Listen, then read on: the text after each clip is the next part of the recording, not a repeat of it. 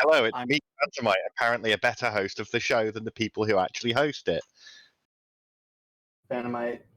You know what? I was trying to get stuff figured out, but you ruined it. Anyway, I'm Riker, aka Karama. That's Dex, and you're watching Between Two Keepstars. Keep in mind, I kept it short because, well, it's shorter is better. So, first off, I just want to congratulate Dex on 2 weekends ago's performance. Dex, I don't care what you have to say. You hosted really well. So, a little clap for you right now. But yeah, so welcome guys to the show. Today we actually have a couple of guests. We've got Carmen from our last show, Phantomite, who actually is not dead, which I honestly, yeah, he's not dead, and Gerg, who Hi. is just, I mean, he's Gerg. I'm sorry, Gerg, I don't have anything special for you. He's from Cap F, that's special enough, man. Cap F, best F. There you go. Oh, and Dex, of course. Of course. Yeah. The one, actually, not.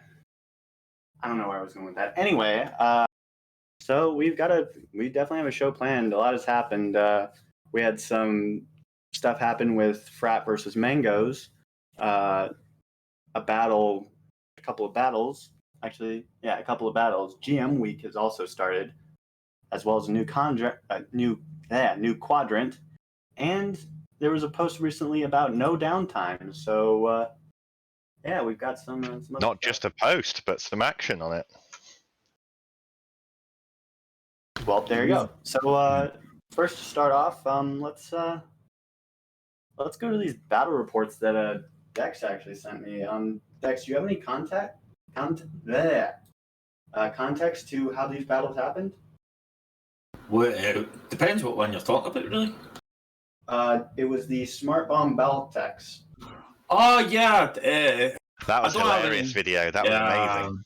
Yeah, like, they figured out, I don't know the final details of it all, but I spotted that and this is a new thing for me. I unashamedly admit I have never had a Reddit account until now. And I spotted this and I was suitably entertained. It would appear that a Horde fleet managed to figure out the required amount of DPS to smart bomb an entire Baltic fleet, or well, a big percentage of it anyway. So, well, in theory, the entire fleet, because they all arrive at the same distance on the warp ball as they come in.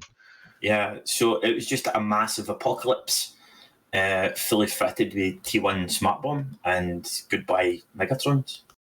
I was fucking amazed. I was like, "This is fucking amazing."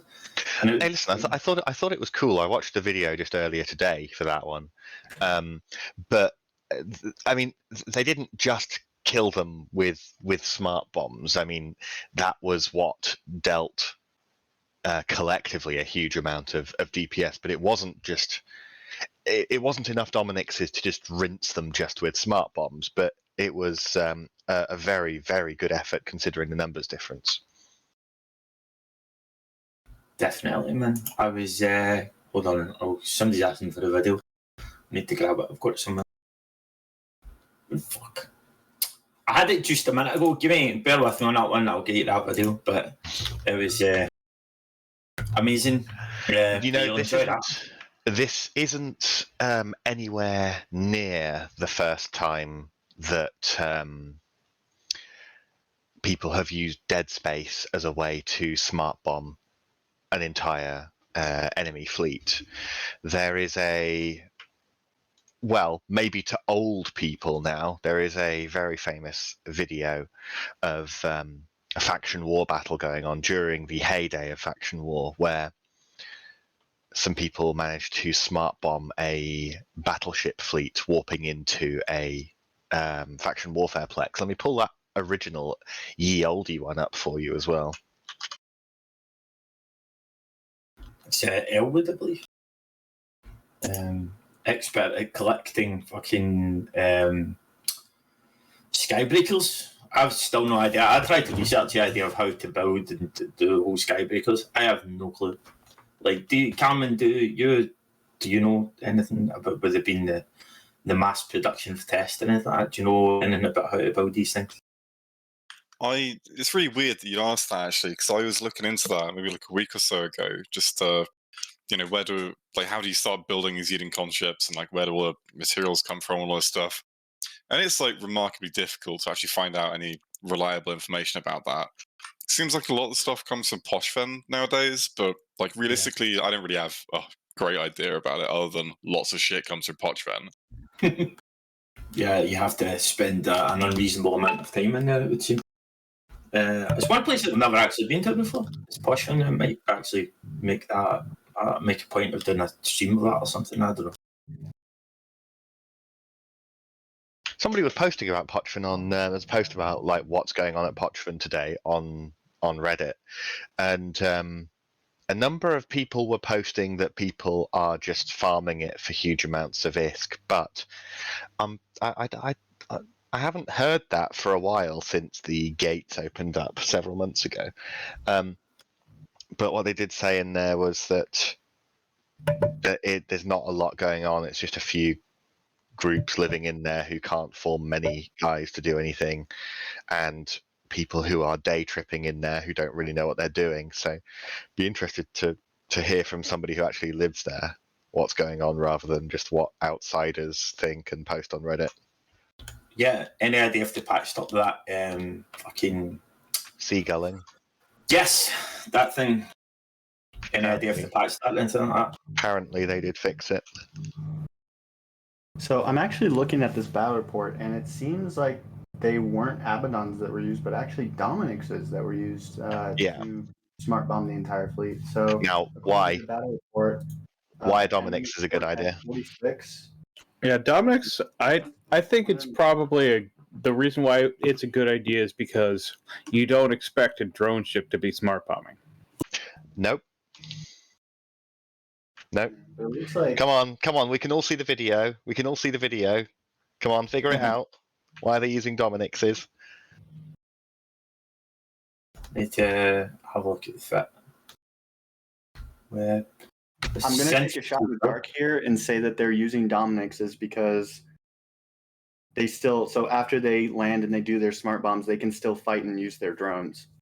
Bingo, you can see way outside of smart bomb range, they have deployed their sentries all around the outside because obviously they don't have any guns fitted because they're using that for smart bombs. So they still have their full drone DPS available while also having full smart bomb effectiveness. Oh yeah, one of my old corp mates when I was in Waffles had a couple of stories about how he FGC'd a few fleets like that years ago. Makes sense. I never thought of that. Mm-hmm. So they get to have their cake and eat it with the Dominixes in this particular situation. They get to have the full rack of smart bombs, and they get to have capless weapons as well that they pre-staged a number of kilometers outside of smart bomb range, so that they could still deal DPS at the same time with a direct weapon system. It was very nice when I saw the video. I knew the voice from somewhere. It's Elwood, but yes, I was in.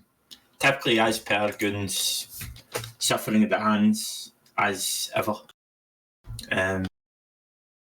But I know. Have you heard much for Goons these days, Cameron? Because I know obviously Test is next and all that. Not a huge amount. I mean, they moved a bunch of like part of their super fleet down to catch to go and kill a couple of Keepstars that we kind of took a while to anchor, but that's about it really. They bring some Kikimora fleets to go and shoot like raw calls every now and then.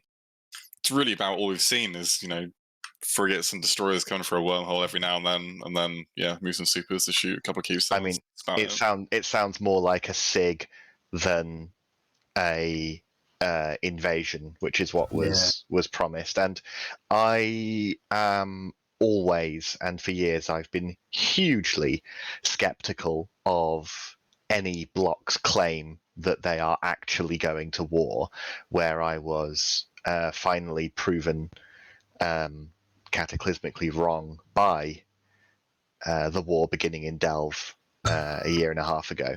Uh, But again, here we see, much like in the 4 years before World War B, Vietnam, whatever people want to call it, much like the 4 years beforehand, there's a lot of words and not a lot of actual invading going on, even though many weeks have now passed. So I still stand by my opinion that gigablocks do not go to war, but now I can only say generally rather than always, given that it's already happened once. But it took 4 years to get there, so I still feel a little bit vindicated.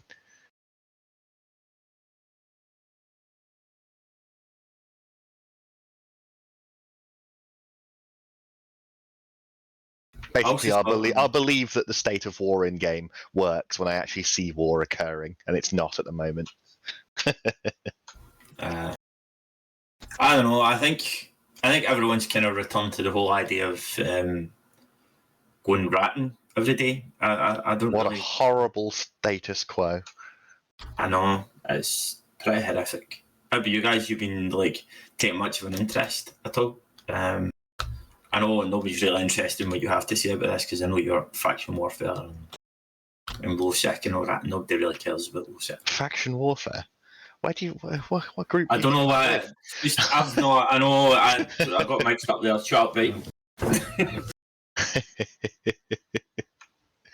I mean, low sec is roughly the same as it was before. There's nothing of any particular note going on. It's one of those bi-yearly pushes where one of the faction warfare groups starts to make progress while having a small handful of unnoteworthy fights. But that's just the state of the game, and the state of the development of low sec just hasn't really encouraged anything to change yet.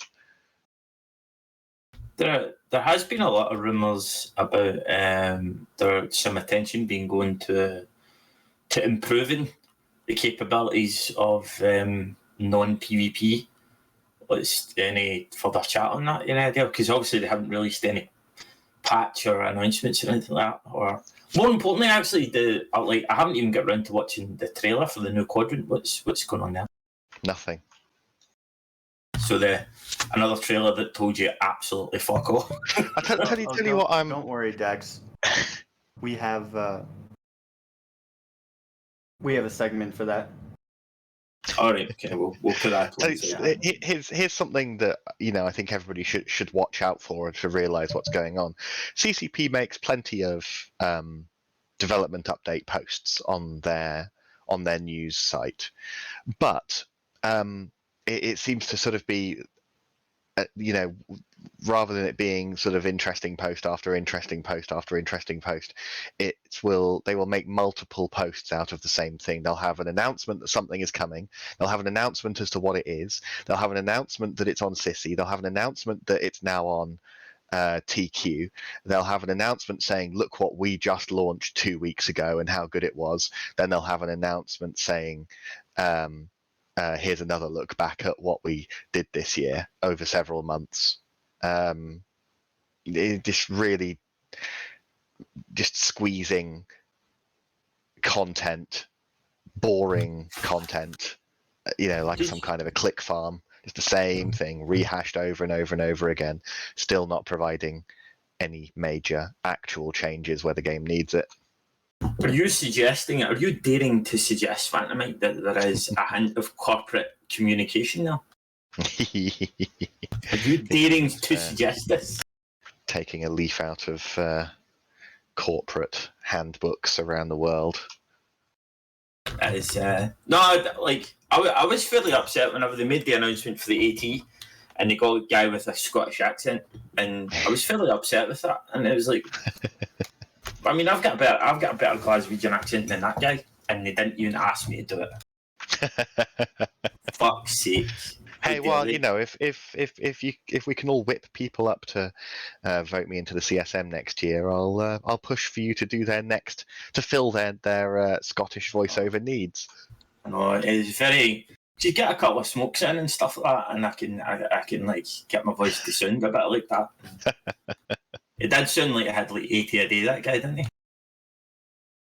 So I'm going to pivot us a little bit to New Quadrant. So for those who are not in the loop, CCP just released a new quadrant as well as a trailer, and we're going to watch that. Nice.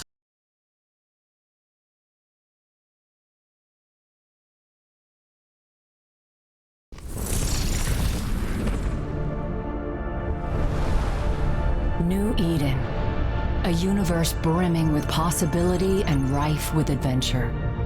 Only the most intrepid capsuleers can conquer its many wonders. Do you have what it takes to become one with a machine? To explore the far reaches of space, carving out a name for yourself among the stars? To become a titan of industry, amassing wealth, power, and prestige as you rise above your rivals? Or to prove your worth in combat, cementing new alliances and vanquishing your foes on your path to glory? For the rare few, immortality awaits. With AIR's Capsuleer training program, you become the architect of your own destiny.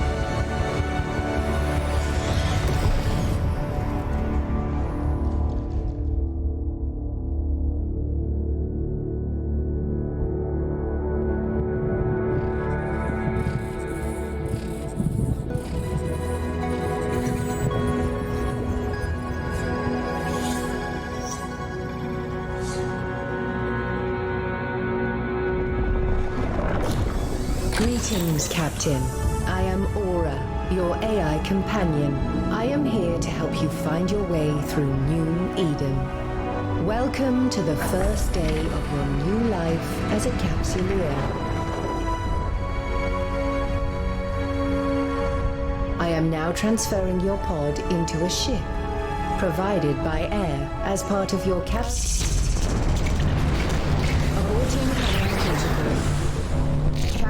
an unidentified communicate. Vectoring escape route. Evacuation sequence initiated. Station hull integrity compromised.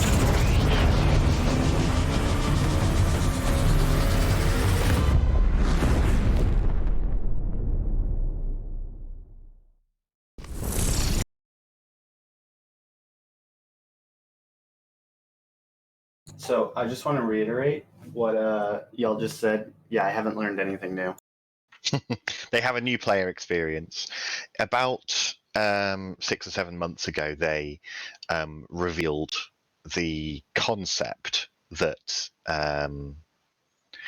that became this to the CSM. At that point, when they revealed it, they did something uncharacteristic, which was really good. Which was they told us about this concept when the concept was just words on a notepad, before they had set their mind to exactly what it would be, and before so that they could actually get some feedback on this, on how new players would be introduced to the game, the visuals of it, things like that. And unfortunately for them, unfortunately for us, while them revealing it to us early on was brilliant, they had already come up with basically an amazing set of visuals that they told us about the concept of, and it didn't need any CSM input whatsoever. Their concept was really exciting. The visuals that they have eventually developed and put out basically mirror what they told us, and it was great. I would like to see that kind of pre-planning information getting to the CSM as early as that for lots of other features in the game, so that there can be some input on some of the things that fail. But I love that. I love that introduction. It's exciting. I think that as a new player to the game, that kind of introduction to the game is exactly perfect. I don't think you can give a better introduction to the game. Oh yeah, no, I'm not going to argue that was a really cool cinematic, and if that's like what new players experience, like yeah, that would get me to play the game more. But yeah, sick. Like a lot of people have probably said, it's like, okay, that's cool, but like, what about the old timey players that are like yeah, you can get new players, but getting them to stay with the game is also pretty important. I want to, it's I go on and I whinge and I complain as my thing here, but new player experience and game balance for existing players, they are two separate things. And given that this is a new player experience thing, it's not particularly productive of me to whinge about game balance and things for older players, because it's not aimed at us. So there has to be a new player experience, and they've made an amazing one. Things that I hate about the game and I'm adamant about need changing and fixing, that's a different question. I guess, does anyone else have any thoughts on the new quadrant? It kind of seems like the new quadrant's mostly going to be focused on like the new player experience and stuff kind of associated with that for the most part, which is, a good thing. Getting new players to actually play the game and continue playing the game is, absolutely crucial to the kind of long-term health of the game. But there's just not really a lot to say about it, for like long-term players. I think long-term health of the game is a subject that should be entirely focused on making the game balance and design good. That's far more focused on things that I'm sure we have a lot of complaints about. But yeah, sure, but you can have the best balanced game in the world, and if no one plays it, it does not matter. Yeah. I think that they have made an introduction and visuals that instantly is exciting and acclimatizes you to the tone of the game. So I'm actually looking at the dev blog here, and it says basically saying Gateway new quadrant starts today. The Gateway kicks off an updated and improved new player experience to train freshly cloned Capsuleers, great opportunities to establish corporations. Since 2020, EVE Online releases have developed into 4 quadrants each year. We already know that, packed with exciting events, game features, login campaigns. I don't know about game features. Game features maybe, but I don't know.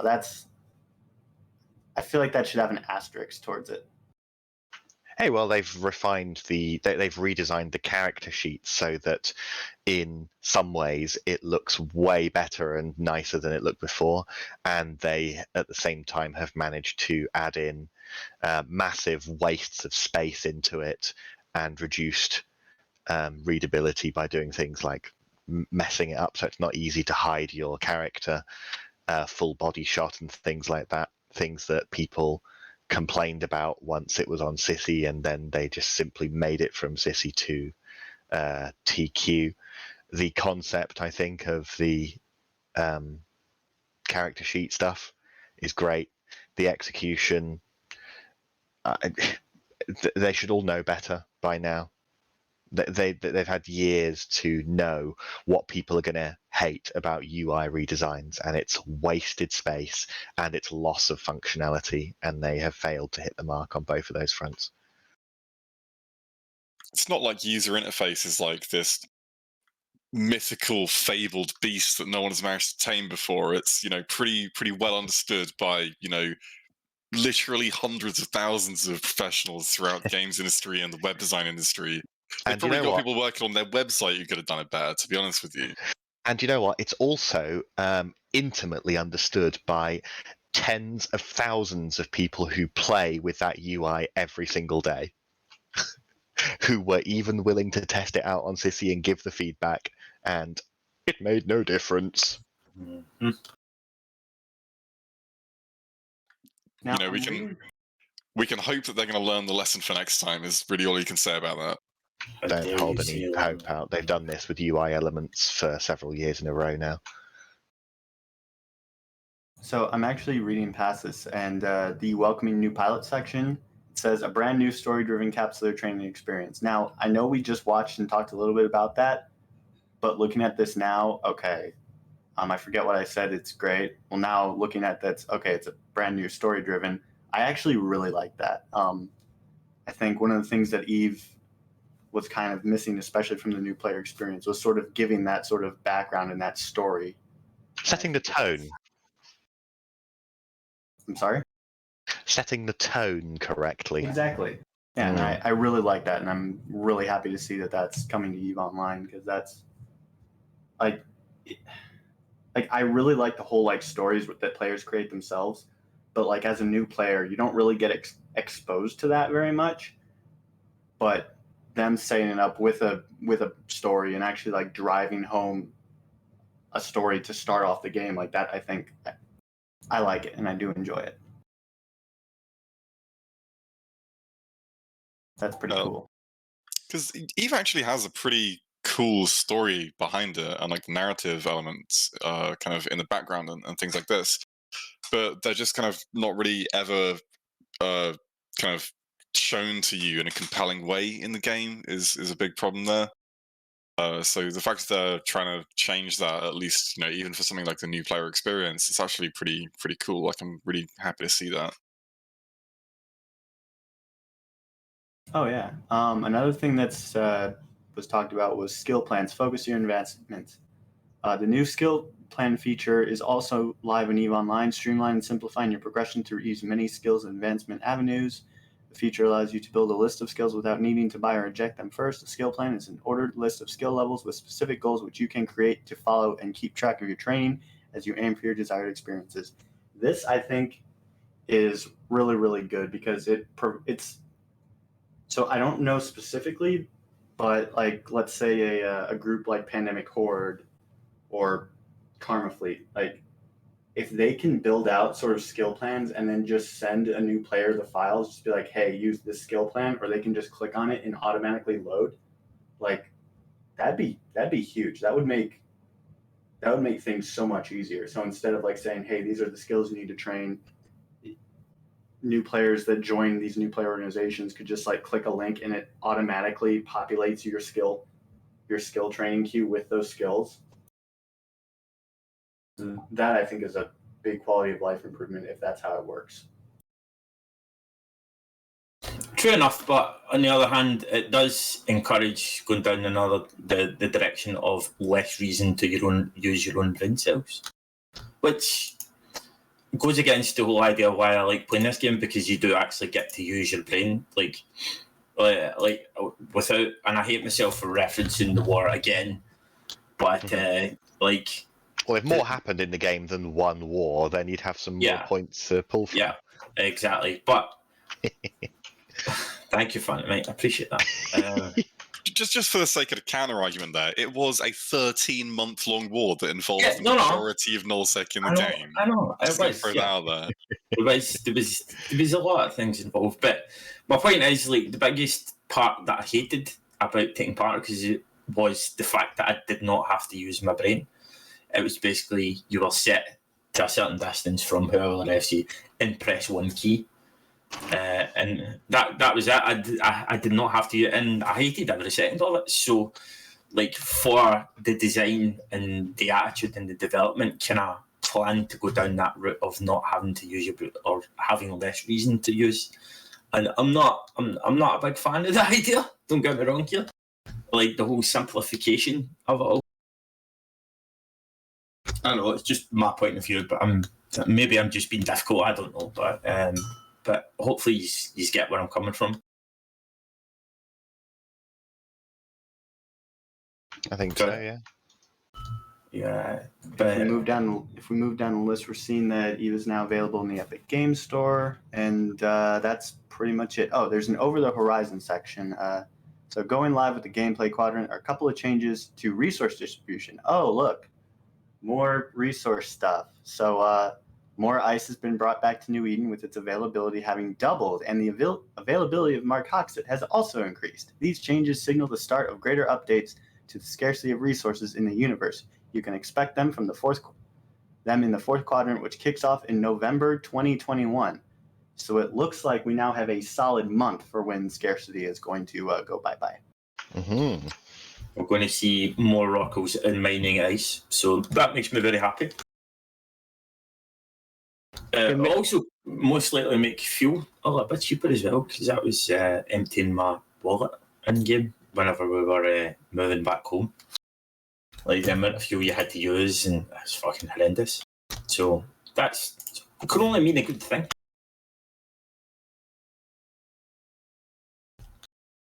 And all the mining fleets and stuff, it'll be good, because like targets were slim or have been slim, although improving recently.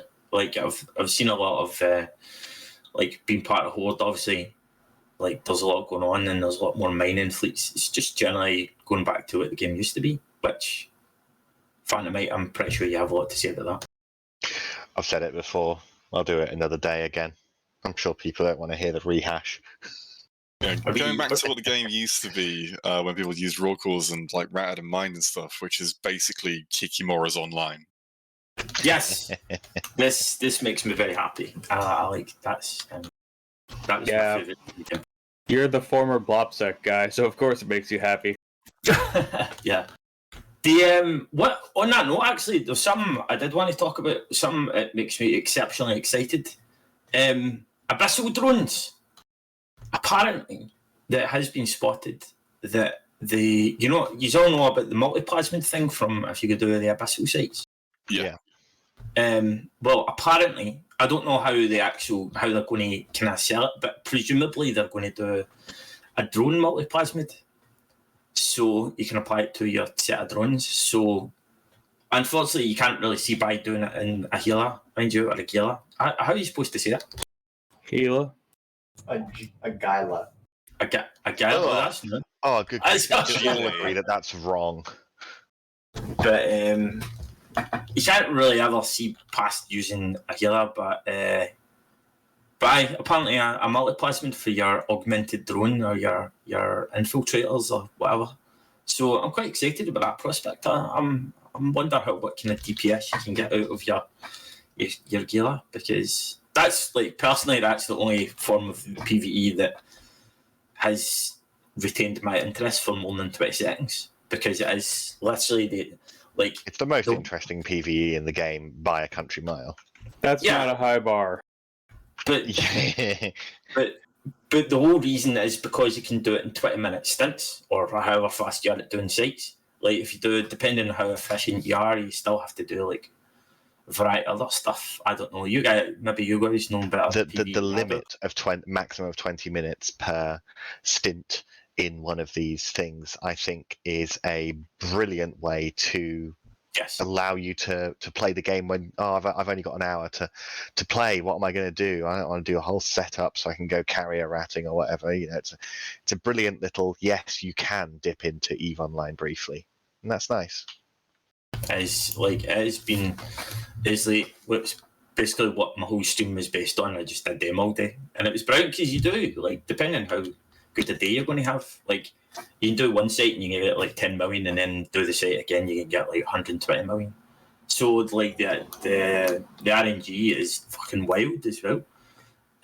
So yes, makes me very excited to see an Abyssal drone. But like, and even better for any gambling addicts if you're going to spend 100 million on your augmented drone and then totally brick it. So that's the heartbreak as well. That's going to be interesting. But there's not really much else.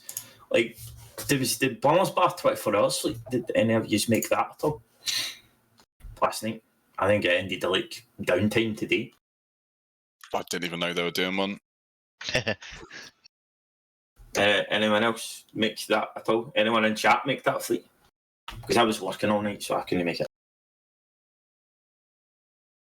No. Oh, that's that. Nope. I did rejoin though. It's me now officially a Bonus Bar FC again. The only way we could have done that and is because we did that whole reset of basically most corporations. Can I give you a guess about another video that was out recently? See the scope video about the rogue drones? No, I had been meaning to watch that actually because the scope stuff is really fun. I mean, why don't you pull it up and stick it on? Because I've got a couple of different theories as to what I think it's going to be about. Well, Riker, you are the production manager here, so would you mind? Send me send a link to the bot, and I'll get it up. 1 sec. Yes. By the way, just to break a little bit of the immersion, we use a bot to not really a bot, but just a second logged in account. How do I send it to the bot? How do I send it to the bot? Just send it to Keepstar bot in channel. What, private message? Yeah, that works. There you go. So stalling. Oh, hey, the rain just stopped. Sweet. Maybe I won't actually get disconnected. If anyone's listening, this is the height of professionalism. This is. To be fair, I had videos ready, so just not that one. So while we're waiting for that, do we want to move on to the next topic? Well, like, did any just get on the Titan kill, by the way, from the Wackabot? Was that Avatar? A funny story, actually. I took out a Loki there, and through my excitement of actually getting on another Titan kill, I fired before they became criminal, and -1 Loki. I got fucking concorded, which was That is hilarious. It was quite funny, and I'll show you that. Well, no, I didn't get concorded. It's just everyone was very happy to kill me. Oh, you flagged. I did. I flagged myself. There was a snuffed out botter supercarrier died there as well. Yes. And it just hit Ezekiel overnight. I think, because I didn't see it until this morning. Yeah, it didn't show up for ages for some reason. I'm interested to know why that might be. Yeah, there was an avatar. Got a 79 billion avatar from Fraternity. I think that's got to be an incorrect price, essentially, right? Yes. Most. I've got the video up here, so let me just pull it up. So yeah, this is the Rogue Drone scope video.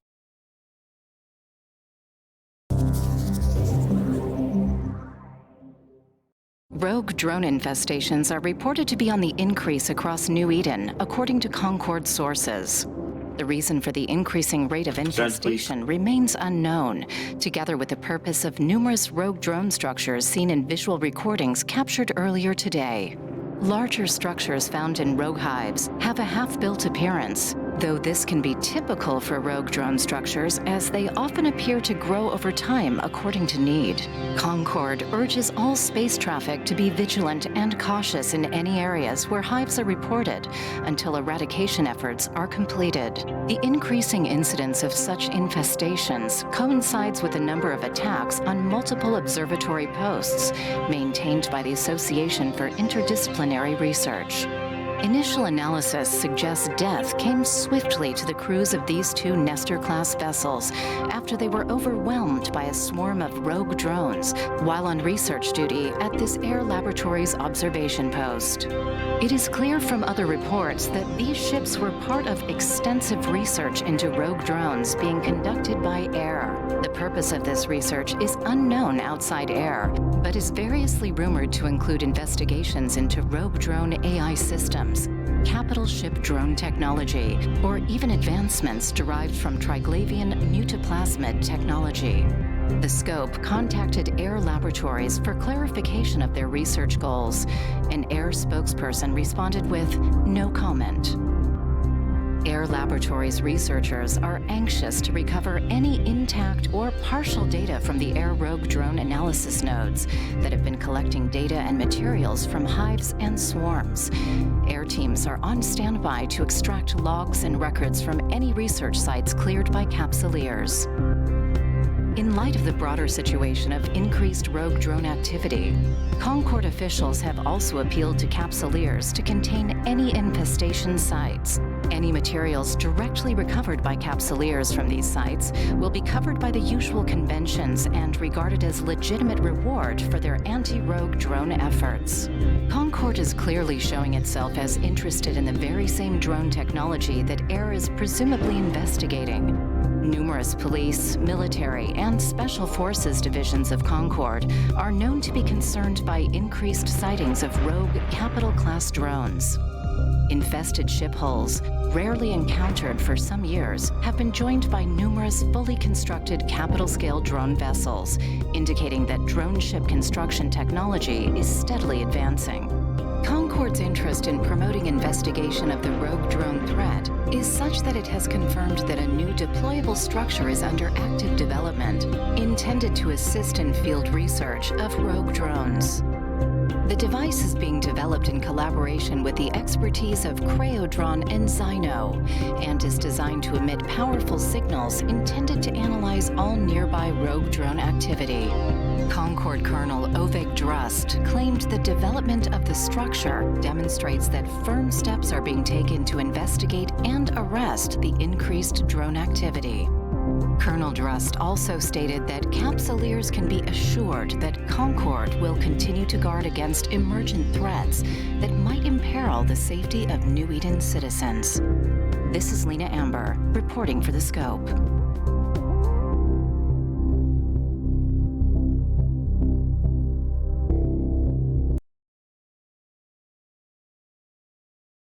Ooh, that was interesting. That was a lot of fun, actually. See, I find it funny that I'm pretty sure I learned more about what's in store from that than I did from the Quadrant trailer. Mm-hmm. Because like the whole like drone thing, okay, that's obviously an event. However, that deployable structure, do you think we might be seeing a version of the ESS for drones? If I'm going to guess, I have two guesses as to what's going to happen. I think unlikely is that we're going to have Capsuleer piloted rogue drone-based ships. I think highly likely is that this is the capital anomalies that are coming, and that the structure is the way to find them. Yeah, that actually would be kind of cool. And also, I need to quickly go back and retcon myself. But the whole ESS, the drone variant of the ESS, considering all space has ESSs, yeah, I'm gonna pull that back and say, my bad. So yeah, there's obviously some deployable structure that it might have to do with the new capital sites coming. I think this is it. I think it's the capital sites more than anything. Yeah. So you think they're gonna have it to where Capsuleers deploy this structure and then it then times up and finds the stuff for you? So instead of something being like always in space, you basically have to go to an area of space, deploy this structure, and then that will find the site. I think that they're not going to just introduce capital anomalies as just another anomaly with more or heavier rats. I think it's going to be something that they introduce a new mechanic to find, and I think that this is it. Yeah, I tend to agree with you on that one, which I think would be pretty cool. Yeah, I would like something like that, because the anomaly ratting is the most boring thing that you can do in the game, and in order to make PvP interesting again, they need to just completely replace that mechanic.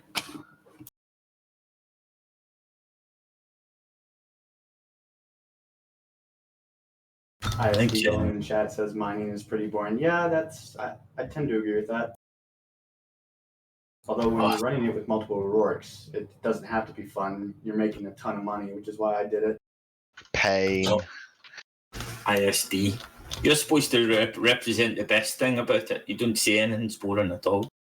If you're an ISD, how dare you? Well, sort of the Mac testing thing does that interest anyone at all? No, it's people they're testing it for Macs. this week. The Mac testing? Yeah, They've got Mac. a native client for Mac that obviously isn't using whatever the Cydia or something like that was using as the middleware to get the Windows software running, essentially. So it's native, and I believe it uses the Metal API rather than DirectX, so it can be more efficient with its graphics processing. That's fun. I might just say in business words now. It means that the client is made especially for Mac so that it works with no emulation or anything like that. Mm-hmm. I'll agree with you there. It means it'll run on M1 Macs as well. Does anyone here own one? Or is anyone in chat at all? Anyone own one at all? Let's rephrase that question. Does anyone here willing to admit that they own one? Yeah, that's a better way to phrase it.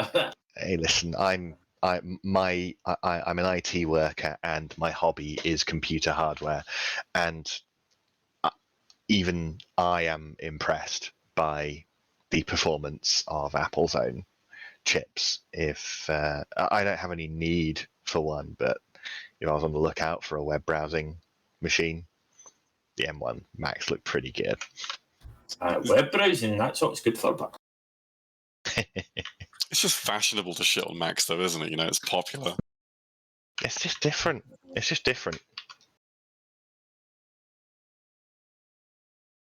different isn't always better, though. Got to remember that. And it's not always just bad because it's different. See, this could all end up in all sorts of philosophical argument and debate. We could be here for the rest of the night, but we're not going to do that, are we, Phantom? Anything else? Anything else? Again. So this thing actually, which is actually pretty significant. CCP announced no downtime, and we actually have a video for that as well. So I'm gonna pull that up here. Multimedia show this week. This is a long ass video where they plug a cable into the volcano. Do we need to watch this? I mean, I have it up already. So. Oh, yeah. He's going to do it. He's going to make us do it. Yeah, well, I've got a banking letter already open on my desk. Does that mean I need to read it out? No downtime. It requires power. Tremendous power. Let's put a team on it. Gentlemen, the device that we have come up with, the power suction device, or PSD, will drain every ounce of energy out of that volcano, providing us with all the energy needed to keep the servers going through downtime. Of course, we'll need to transfer the energy back to the servers, and for that, we have a plan. Sorted. The only problem remaining is that someone will have to get in close and place the PSD into the liquid hot magma.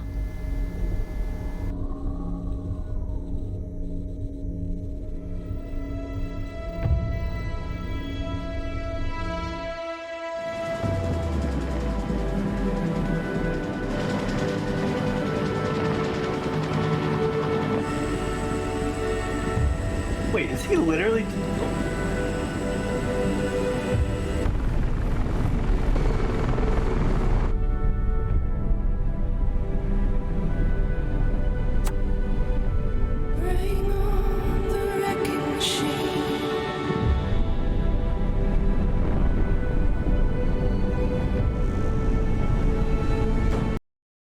All right, I just gotta stop and say, there's no way there's an extension cord that long. Like, I'm sorry. That is the one thing that I gotta say about this video is that. I mean, it might be a joke. Might just be a little bit of fun.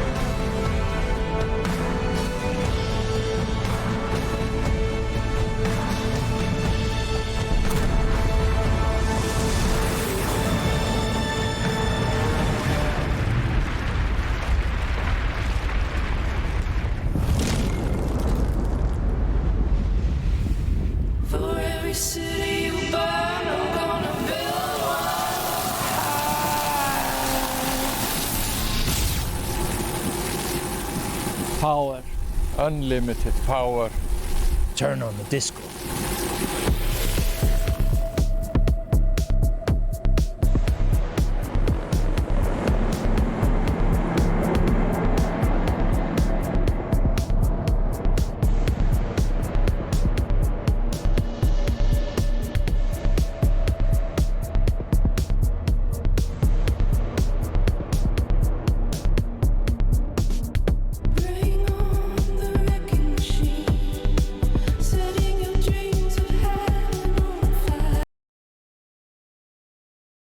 All right, I just want to say, Dynamite, you were right about that video.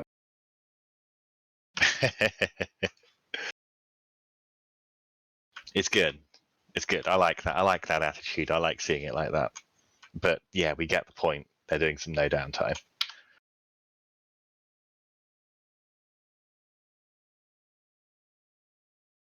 Like it seems So, like it went really well as well. Like the downtime, the test they did about not having downtime for one day, like they, I believe, even extended, after that because it was just seems to be going very well. Yeah, I mean, Let's say I'm looking at the blog and it says the ultimate goal is for Eve to have no downtimes at all. First step has been to shorten downtime, which is quickly approaching its asymptotic value around 3 minutes, and the goal is to have fewer and fewer downtimes, eventually eliminating it altogether. This is a long-term goal, and all of these technological advancements are aimed towards that. Just like last time, your help is required to flag everything that seems suspect or weird, letting us know how the game performs for you when you do the things you normally do. There are a number of reasons why running another one of these experiments is beneficial. Improvements which have been made since the last experiments can be validated. Things that may have regressed will be flagged, memory usage will be observed, and verification that anything new is not making any downtime assumptions. Ultimately, an experiment such as this is dedicated to capsulers of New Eden who hail from countries such as New Zealand, Japan, Korea, Australia. As EVE Online has entered and launched in Korea and Japan over the past year, the activity in this time zone has increased, and not disturbing players during their peak hours is important. Yeah, that I like. cool. Yeah, neat.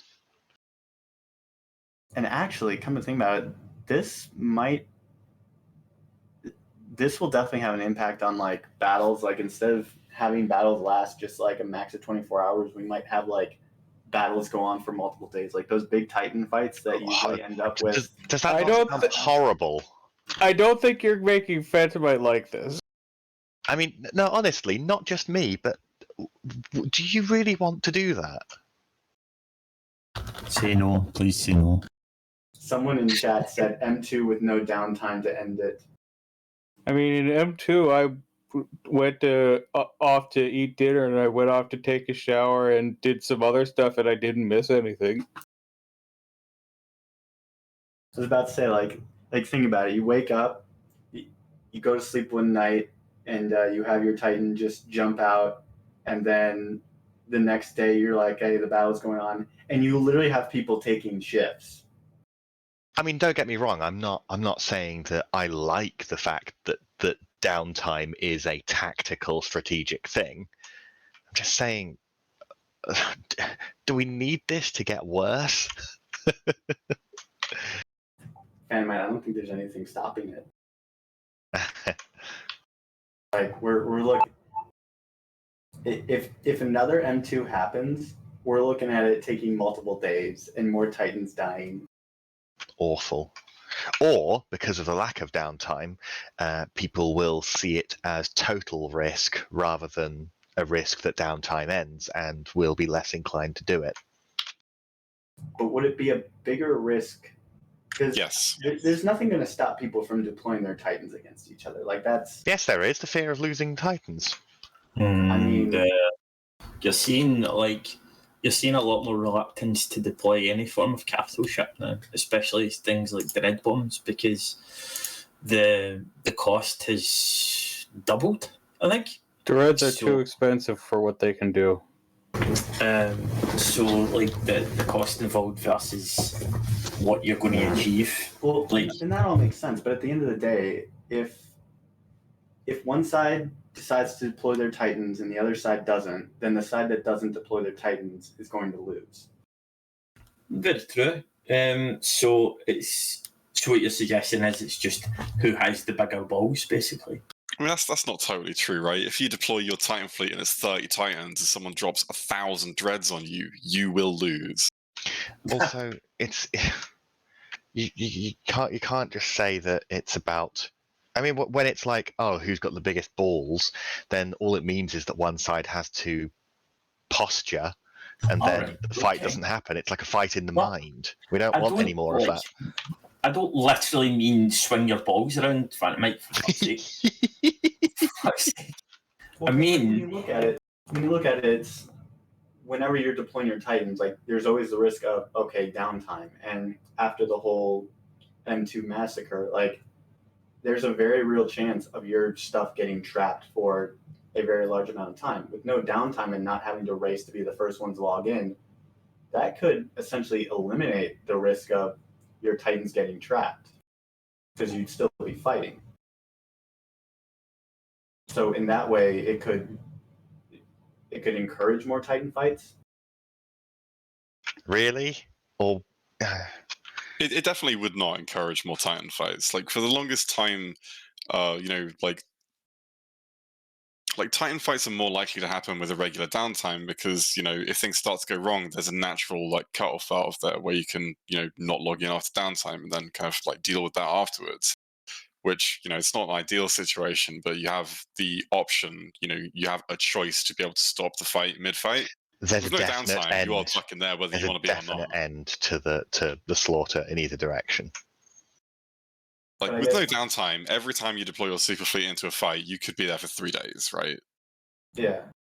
And I guess the real question is going to come down to is the risk of having your Titan fleet trapped for an extended amount of time bigger than the risk of having a really long battle and Well, possibly having it going tits up?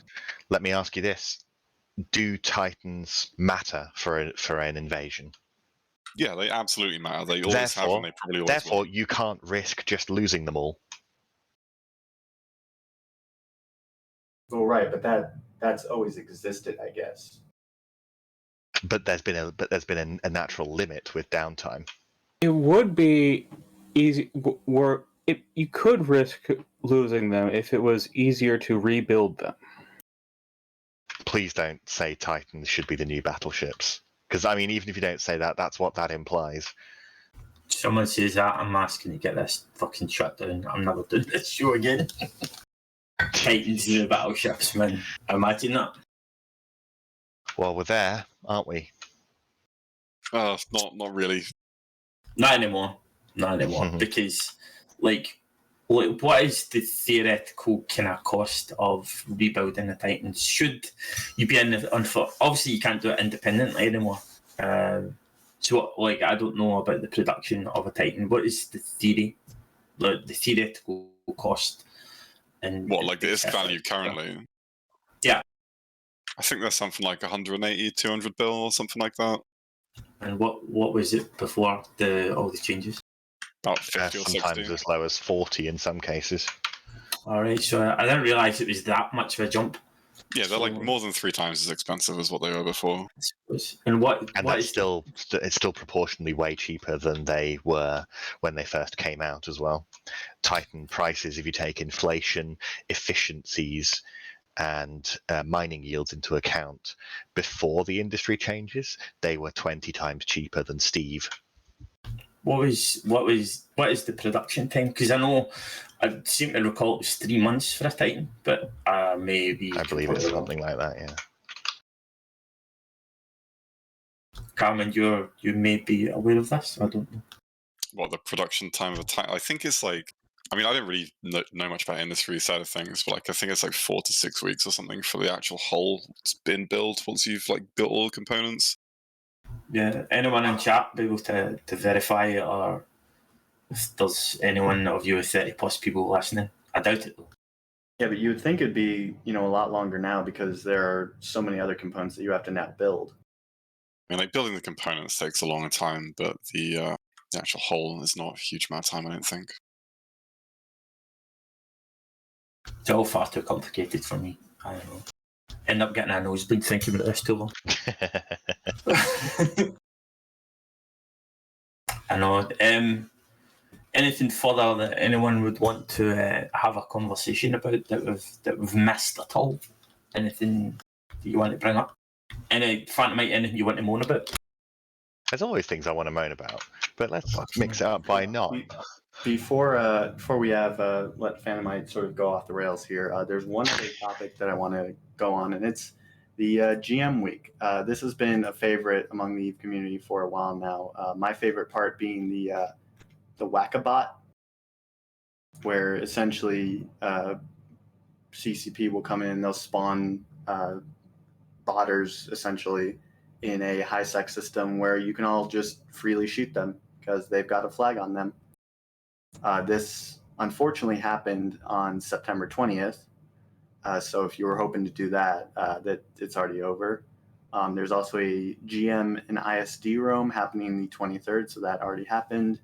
Scavenger hunt week-long event, orbital stash, and yeah, a lot going on. Actually, it seems to already have ended, if I'm not mistaken. I believe it has, yeah. So there were a couple streams. So yeah, no, a fun GM week happened. If you missed it, I guess that stinks, but they do it every year, so yeah. No, I was only there to get the Titan kill, really. It was a nice little addition to the kill board, I suppose, a nice little avatar. Obviously, it was a hard fought fight there, you know. That was, you know, it was. It takes forever to kill one as well, even with over 1,000 people there. Yeah, 1,000 people in uncoordinated ships, lots of which are frigates that don't do any DPS. I killed it in my Velator. I was about to say, I think one of the last ones I went to, I think I went in a what's that ship called? It's the Triglavian battlecruiser, the Dracovic. Yeah, I remember I went to one in a Dracovic, and the biggest problem with the whole Whack-A-Bot was like you warp to the station, but then it'll spawn like 100 kilometers away, and it's in super high tie-dye, so you'll be, you know, spending most of the time slow boating your way towards a Titan and hoping you get on the kill mail.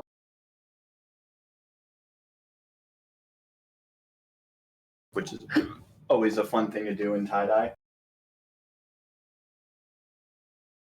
But I guess for the people that don't have access to like nullsec and partake in a lot of those battles, it's a good chance for them to get on some juicy kill mails. Whatever. I think the game is better without kill mails. But how else would you entice people to shoot the bots?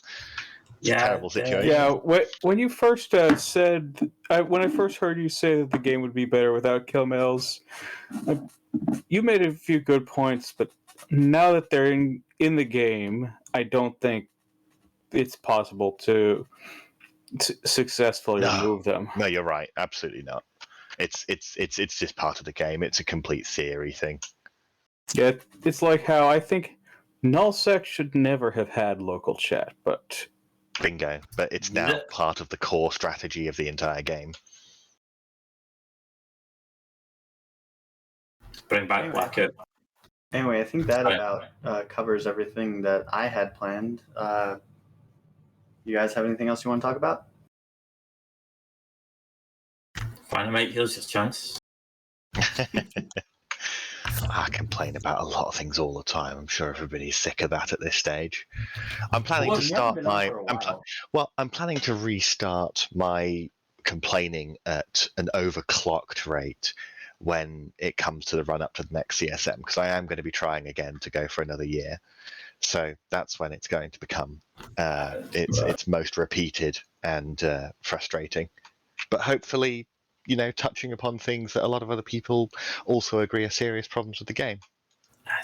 You were, like, on a serious note, in terms of the CSM, like, I felt kind of really bad for a lot of guys, but, like, alongside yourself, because you were kind of up against it. Because it was a coordinated effort to get, like, Pappy and Gun people on it. So, like, everyone else was kind of brushed aside. So you were kind of, it seems to be, to me, from an outsider's perspective, I suppose, it seems to me like an uphill struggle, and you haven't even fucking started yet. You know, A lot of people care a lot about EVE Online and are desperate for things to get fixed. And one of those people is Suetonia, who did make it on. So, you know, Suetonia made it on. obviously, yeah, obviously, Yeah. I really wanted to be one of the guys there, but I am content that somebody like him did make it on. yeah, I have to agree, Suetonia, and fuck, my mind's gone blank. The Russian guy, what's his name? Oh, iBeast. Lulu. Yes, another. He killed a Thanatos once with a Megatron by himself. I mean, in That's theory, easily it's possible. It just means that the Thanatos has to be an idiot or a bot. Or the pilot of the Thanatos, the Megatron is in fact a wizard, which apparently is. So, but yeah, those two guys. But the rest of it is PGL and the fucking rest of them. Carmen, do you have much to say on that at all? I know you've been away for a bit with your barbecuing and stuff. I mean, what specifically are you asking? Do I have thoughts on like the current people on CSM or? I don't know. I kind of got frustrated with the idea that it's supposed to be a kind of democratic process, but on the other hand, it is like it's supposed to be, but. Well, it is entirely a democratic process, right? Like a lot of these large blogs, they make recommendations about what they would like to see people vote, but you know, no one's at their PC clicking the buttons for them. You know, these people choose of their own volition who to vote in. Yeah, it's made out to be that, but from what I can observe, it seems to be more a case of the senior members of Alliance want you to get these people on here. It seems to me more a strategic effort rather than a democratic thing, because like if you look at Guns, they have like the only reason that it's successful is because they have an entire alliance supporting the senior members. It's the same idea. It seems to me just a strategic effort rather than a democratic thing. But again, I'll go back to the what these large groups do is they put out a ballot sheet of what they would like to recommend their members vote for that they think would be best for the game, but also mostly, best for representing their own interests, right? But when it comes to the individual person voting on the CSM, like, no one's going to see what you vote for. Like, your alliance doesn't get an ESI endpoint for who did you vote for on the CSM. Right? No one stood behind your PC clicking the buttons for you. These people can vote for anyone they want, and no one is ever going to know the difference. Like, that's entirely of their own volition and free will of who they vote for, right? But do you not believe that in terms of the CSM, it's not necessarily a case? Hey, listen, I know what you want, Dex, and that is that you want there to be representation on the CSM for a larger number of play styles, and I think that everybody wants that. But the only way that CCP could do that is by categorizing CSM candidates, which would just be full of people lying and being puppets, standing for a position, a play style that they're just there to get another one of their block guys on, or for CCP to pick themselves, which wouldn't be democratic, and let's face it, would be the removal of a huge piece of free advertising for EVE Online, because the completely democratic nature of the CSM is a massive ongoing advert for EVE Online that no other game can match. Now it's also a self-perpetuating. If we feel that that it is dominated by too few null-set groups, then this is also a self-perpetuating problem. As the game changes to push people towards those groups gain more power, and as they gain more power on the CSM, they put their opinions that benefit them forwards to CCP, and CCP continues to develop in ways that benefit those groups, which encourages more people to join them, which encourages more people to vote for them. It's a self-perpetuating problem. So you're between a rock and a hard place, really. You can either keep it completely democratic and have it be a an engine of constantly having largely nullsec representation, or you can lose the democracy and have CCP pick people, which will mean CCP defining different positions for people to stand for, like a nullsec position, a low-sec position, blah, blah, blah, which will be gamed by the players. Or if CCP chose themselves, they would choose wrong. There's not really a right answer to this problem. And yes, I do think it's a problem, but I don't think that there's an acceptable alternative available. Yes, that was a much better way of explaining what I was trying to say. I Yeah. didn't really put my point across, but very well. But on the other hand, yes, it's just kind of frustrating to see that, like, obviously with the big block, they kind of dominating the whole CSM, and it does encourage other aspects of the game to be almost silenced, like, and it can be a bit frustrating, you know. Yeah, but if the game didn't have big blocks, this wouldn't really be so much of a problem, right? So in a lot of ways, it's very reflective of issues with the design of the game. Exactly. Also, just as an interesting anecdote, a democratic election having issues because of it's being dominated by two opposing parties with political votes. I know, who would have thought it? This before? Who would have thought it? I don't know, man. It could be an ongoing complaint and fucking debate all our life, but it's not. We're not kind of people that's going to be able to change that. Well, maybe Phantom might. Speak for yourself, Dax. But of course, yes. I think that, and of course this is self-serving, but I think that my views on a number of aspects of the game focused on identifying what causes blocks and identifying what the game, what has been removed, the stability that has been added to the game, notably with citadels, is exactly the reason that blocks have grown as large as they are. It's that CCP has designed the game to allow much, much deeper entrenchment, and that is what grows. Stability is the absolute end of EVE Online. Stability is something that everybody who loves this game should reject at every available opportunity, and that's what the game is currently designed to allow.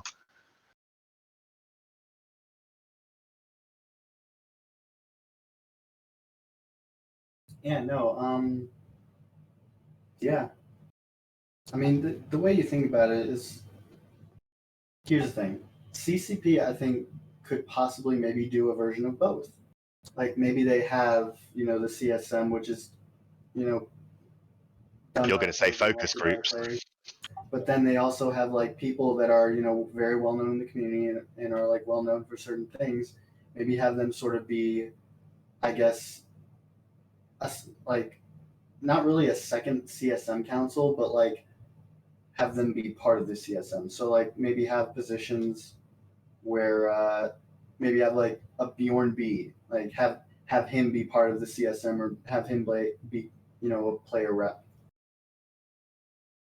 I mean, this is just saying focus groups. Obviously, we had years ago, 5 or 6 years ago at this stage, we had the capital ship focus group, and then we ended up with the current version of how capital ships functions. And I was actually there was a capital ship focus group, and CCP picked a bunch of players. CCP picked a bunch of players. And they asked a few people in the community to help them pick some players, and as it turns out, Rocket X has posted the short story of what happened. They gave carriers tackle fighters so that people didn't need to bring an interceptor, blah, blah, blah, a million things. They gave a million abilities to capital ships, like high-angle weapons. They gave them neuting capabilities far in excess of what sub-capitals could do, blah, blah, blah. They gave capitals a million options.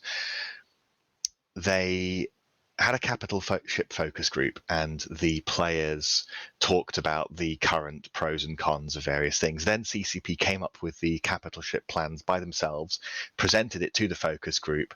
The focus group identified the problems with it, and CCP published it all and put it into the game anyway, ignoring that feedback. But that's not like a player group. That's not like the fault of the focus group. That's the fault of CCP. Also, Yes. So what makes you think CCP would listen to a new focus group for things? It's almost like there's a running theme here or something. CCP should have focus groups and listen to them a bit more. I think Also, that's a fair way of saying it. Yeah. Also, I just wanted to quickly welcome Redline, who wanted to jump in because, he apparently has some stuff he wants to talk to you about. Phantom. Let's do it. Phantom, what the fuck are you talking about, dude? Talking about how all CS... Are you saying all CSM members are like self-serving and only self-serving and they do nothing else for anybody else? I'm not entirely sure what you mean by that. Have you been a member of the CSM yourself? Because I was there all last year, and the bickering between the two key sides was constantly, correctly, because they are arguing for the people they represent, constantly self-serving to their favoured play styles, even if it was at the expense not just of other people, but of the entire rest of the game. That seems like something that would not be allowed to be talked about. I wasn't there. I've never been there, and I probably will never be there. But there's been a lot of things that have come from CSM focus and feedback that hasn't been what I consider serving a null block. Not only that, but most, if not all of the changes have had a bigger impact on nullsec in the last 2 years than any other playstyle, with the exception of blackout and killing super carrier tank and all that kind of stuff.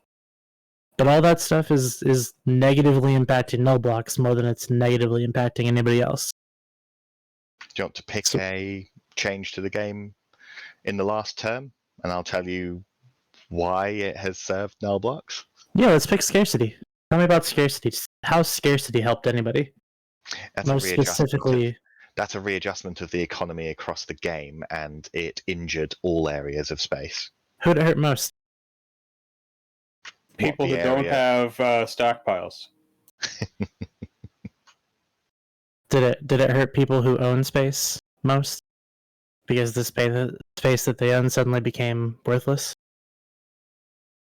I mean, worthless is your characterization of it, and that's in comparison to the overflowing chest of gold that it was before, as if that is apparently the normal that it should have been. Okay, and then what about the nerfs to capital EHP and tank in general and damage, the removal of high-angle weapons from Titan, and all those things? So you think Titans should have been I can kill any subcap ship? Do I? No. That's not what we're talking about. You're characterizing the removal of high-angle weapons with your argument that it was hurting null blocks. Correct. And it does. Does it not? So you think that they should retain the high-angle weapons? Did I say that? What are you saying? You asked me to go through some changes. If you want me to. You asked me to present a change that negatively impacted nullsec at a disproportionate level that it impacted everybody else, and I did. I'm not saying that I agree or disagree with the changes. I don't care about the changes themselves. What I do care about is that they impacted null more than they impacted any other group. Because what group of space has the most Titans? Null is the area with the most people. That's why it hits it hardest. It's actually not, though. There's an enormous amount of people who only play on high sec. It's real people, most not of NPCs. the game, I believe, right? Yeah, but real people, not in Harmon.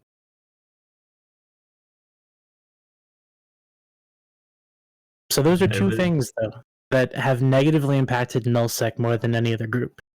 And one of them, reading in the chat, was a direct result of CSM involvement, I believe. The Haw Titans going bye-bye. Doesn't sound too self-serving to me. So you're going to pick some anecdotal individual items, and then we're going to look at the layout of EVE Online right now, where issues with the sheer size of blocks are still an unsolved, untouched issue, and you're going to say that everything is fine. Well, no, I'm not going to say that, but I am going to say if you have a problem with the size of no blocks, get more friends. I don't even think I need to challenge that for everybody It watching to was think just that a that's joke. insane. It was just a Redline, joke. this, man. Like, this is no Trash Talk Tuesday here. I know. It was a Behave joke. Fred. yourself. Like that one was a joke. The other two were not. Like the thing is, and we could talk about blocks all day probably, and I would love that because blocks are great. They're just awesome, and it's great that they've got legions of people that'll just log in for pings and shoot structures all day and set and mine and grab and do whatever on when they're not pinging a fleet. It's just wonderful. It's awesome. Okay, I mean, if we want to have this discussion, you're going to need to sort of be a lot clearer when you're making a joke and when you're issuing a challenge, because otherwise it's just Okay, that was all sarcasm. Okay. That was all sarcasm. But realistically, if you look at the size of null blocks, the reason null blocks are so big is because that's what's required to function properly. Because as your enemies get bigger, you must also get bigger. Otherwise, just like a game of Slither.io, you're going to get eaten by the larger snake. What a horrible situation for the game to be in. Truly, truly horrible situation. But I don't think that it was null blocks that put it there. I don't think that it was null representatives on the CSM that put it there. I think it was CCP that put it there, and I think it's up to CCP to get it away from there. And I've already mentioned times where people have, completely together said this is a terrible idea, and CCP have done it anyway. So, of course, so and that's no block representation, or is the problem that CCP doesn't listen to the player representatives? It's one of those two things. I would not be surprised if the reason CCP doesn't listen is because they have terrible garbage in a lot of the time. That wouldn't surprise me at all. There's a lot of terrible suggestions that come through where they see them. I mean, basically, and this is a reasonably dangerously boastful thing to say, but compared to pretty much everybody that I've met, I do have the answers, the bigger picture answers as to what concepts cause and encourage this and how they can be changed. So Billy's actually in chat. He said the problem of the size of no blocks is a problem of human nature and finding incredibly effective solutions to incredibly difficult problems. Yeah, but the big change that happened before null blocks became a thing in their current form is citadels, their unlimited nature of placement, the ability of far greater numbers of build jobs and things like satios, and the ability to dock supers, all added all at the same time.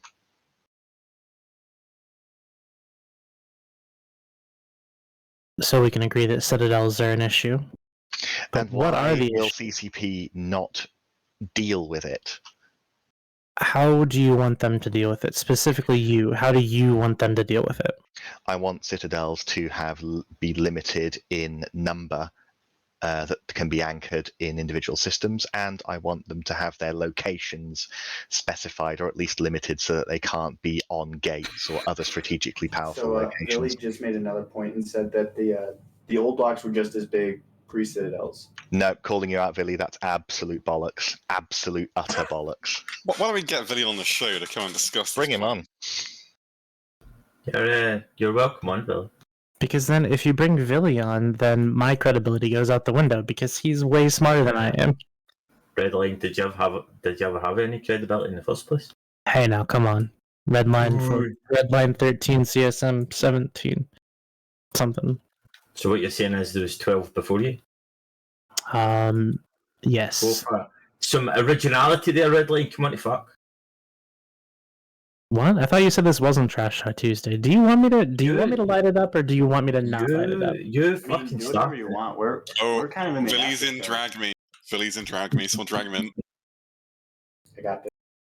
I was gonna say I'm respecting the fact that I'm not the host of this show, You better. even though I should welcome Billy to the show. Hey, Billy. Hello. Hello.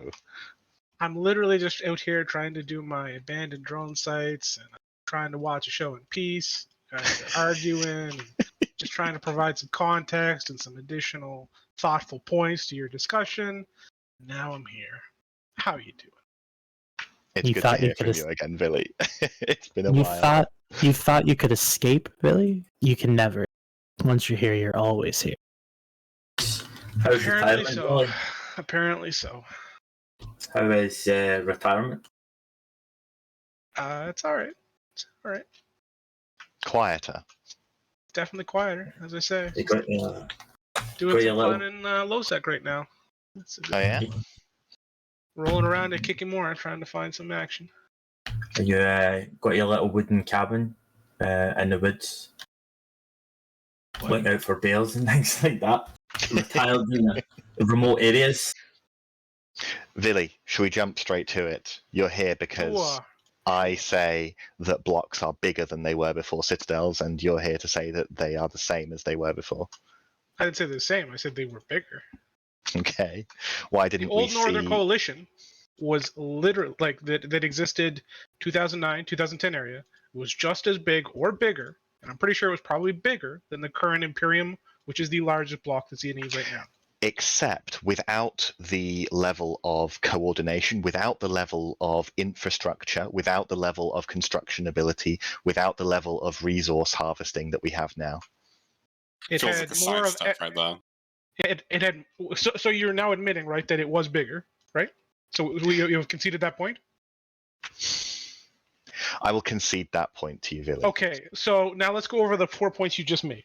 So you said the same level of, what was it, industrial activity? Or Let's say resource gathering. okay, so resource gathering, absolutely. There is nowhere near as much resource gathering back then. Every other one, I'm pretty sure, was actually higher as well. Infrastructure. Yeah, the old infrastructure was POS. You could build anything in a POS. Yes, like all the old but Titans were Billy, built in a yes, POS. but Billy, it was one POS per moon. Now you can have unlimited structures, and we see the nature of these unlimited structures sprawling across. So you could these absolutely regions. have unlimited POS or unlimited citadels compared to POS, but nobody puts up 70. Well, I shouldn't say nobody. It is extremely rare to see 70 Athenors in a system, and it was, and the amount of POS in the old system is not functionally that different from the amount of citadels you see in this system. The only core difference between the two systems is, I would argue, is the defensibility difference of Keepstars. Period. That's it. Because large boss, in my opinion, are still significantly better defensively than even Fortizars. Yes, but in a Satio, you can have an unlimited number of people building a Titan at the same time in it. Sure, but the number of build slots was never an issue with bosses. Which in is the old boss system. immensely powerful, immensely more powerful level of production availability than before. Is it In right practical now, terms, though? How often is that actually going to be the case? You've got that many Titans and build at the same time, right? It was never a problem before, and because the way in the old system there wasn't enough resources that you would have 80 Titans building at once, right? So you blew up a capital ship production POS, and it blew up the one job that was installed in each production module. sure, but what people who built supercaps under the old system did was they would have multiple capital construction POSes. Yeah, spread out. In the same system. Not So positioned directly next to a Keepstar, not positioned directly next to a gate, not positioned directly next to a jump bridge. Sure, but So how many? These aren't just additional things. These are all multipliers to the wild power of entrenchment that we have now. I think you are underestimating how much unfun it was to kill 50 plus large bosses per system that only cost but 600 grinding mil. 50 Keepstars in a region is 50 the boss same per level system is the equivalent of 50 Fortizars. But there's no per damage system. cap. Correct. So And you know what nobody that can meant? tether on You them and had move to around. use dreadnoughts for the most part. Well, yeah, but the reason you can't use dreadnoughts to reinforce structures at the moment is because they are anti-capital fit and they can take down dreads. So Correct. Absolutely. I mean, this is just all going towards my concept that citadels allow massively more entrenchment than previously. And I'm going to say it again, entrenchment is stability, is growth. And that's the problem. So the problem is that space is a lot more defensible now. Yeah. He is correct. The fact that space is much more defensible now is an issue. There's no doubt about that. Are you going to come on here and say that we actually agree on this and this isn't actually an argument? We're arguing about points, but I don't think we disagree that space is too defensible. And you would say defensible, I would say entrenched. Which is the same word. No, it's not the same word. But I think there's a Venn diagram. There's a Venn diagram with a heavy overlap. Sure, that's a good way to put it. But see, that's not fair. You guys agree because we just got done dealing with a shit ton of entrenchment, defensible space. And it took 13 months for the war to go on, whereas previously a war wasn't this grueling when it occurred at all. Correct. And part of that is the problem that's, Phantomite just described, where you cannot leverage capitals to push through large grinds. Part of the problem is based on the Sinojammer system that we currently have. Part of the problem is based on the defensibility of Keepstars, which I already, mentioned. And the damage caps. And the damage caps as well, yeah. I get the concept and the point of damage caps. I just think that especially for the at the very least the first reinforcements of things, the damage caps are way too low. Yeah. Did you read my last working document, Phantomite? Oh yeah, okay. I did. I just did a couple of weeks ago, and you sent that to me. I think I'm. It's like with me, it's very polarized with what I was reading on there. I was like fully on board with half and violently against half. Yeah, and that's fair, right? Like, fundamentally, we are going to disagree on things. I view things one way, you view things another way, but I don't think fundamentally we disagree on the majority of things. There is nuance, and unfortunately, the problem with Eve in many cases is that the devil always seems to be in the details. I would say that I think that anybody who doesn't think that citadels and the mechanics are the biggest part of the problem with EVE Online, I think anybody who doesn't think that citadels are a problem in their current form is the enemy of the health of the game. I think that one might be a little bit hyperbolic, but I think resource, how would you say it? Resource abundance, resource availability. Yeah, I think the lack of passive income and the reason to fight over objectives is a core problem in the game right now. I think that demanding that when there is one notably high level method of personal income in the game, it simply becomes the benchmark that you have to match. Otherwise, you are not competitive in the game. If you're not making money using the best way in the game to make money, you're going to be left behind, or you're not going to be competing as part of the game properly. And when that level of income, the ways to make money are so broken that people can't help themselves. My point is when one of the most important ways to make a personal income in the game is to sit essentially sieged in a 7 billion-isk ship, that essentially is a method of making money that requires you be part of a large group. And I think that is a serious problem. I absolutely agree. Honestly, I'm very much of the opinion that the Kikimora Rorqual whaling meta is one of the worst metas for combat and content we've probably ever had. I'll tell you the biggest pushback I have on this concept that I've just talked about, which obviously is the problem with Rorquals being the way to make money. One of the biggest pushbacks I get is, but I like killing Rorquals. To which, I just think, everybody in the game who thinks that is the only thing that's fun, you need to get over yourself. Well, the problem is mean- kind of further escalated by the fact that people like killing anything, right? But when it comes to Rorquals, especially in most of those cases, It's like a level of entitlement when it comes to how big an acceptable kill is. Well, I was more so going to go along the line of when it comes to these kind of Rorqual engagements, etc. There's usually no more than 5 people doing all of the work in fleet. One or two scouts, one FC, a couple and everybody else is just like F1 piloting. Like, yes, you are getting on a Rorqual kill. How much did you do to earn that Rorqual kill, right? And to me, like, I get why people love it. People will always love being, the line. Kill males are poison. I would disagree with you, Billy. There can be occasions. I've been on multiple fleets where there is minimal size fleets, say maybe 20 polarized bombers, 15 polarized bombers. There is multiple people performing roles like bridging, Arazus. Everyone has to perform to the best of their ability in order to achieve that kill. There is not. Didn't I mention the scouts? I could have sworn I did.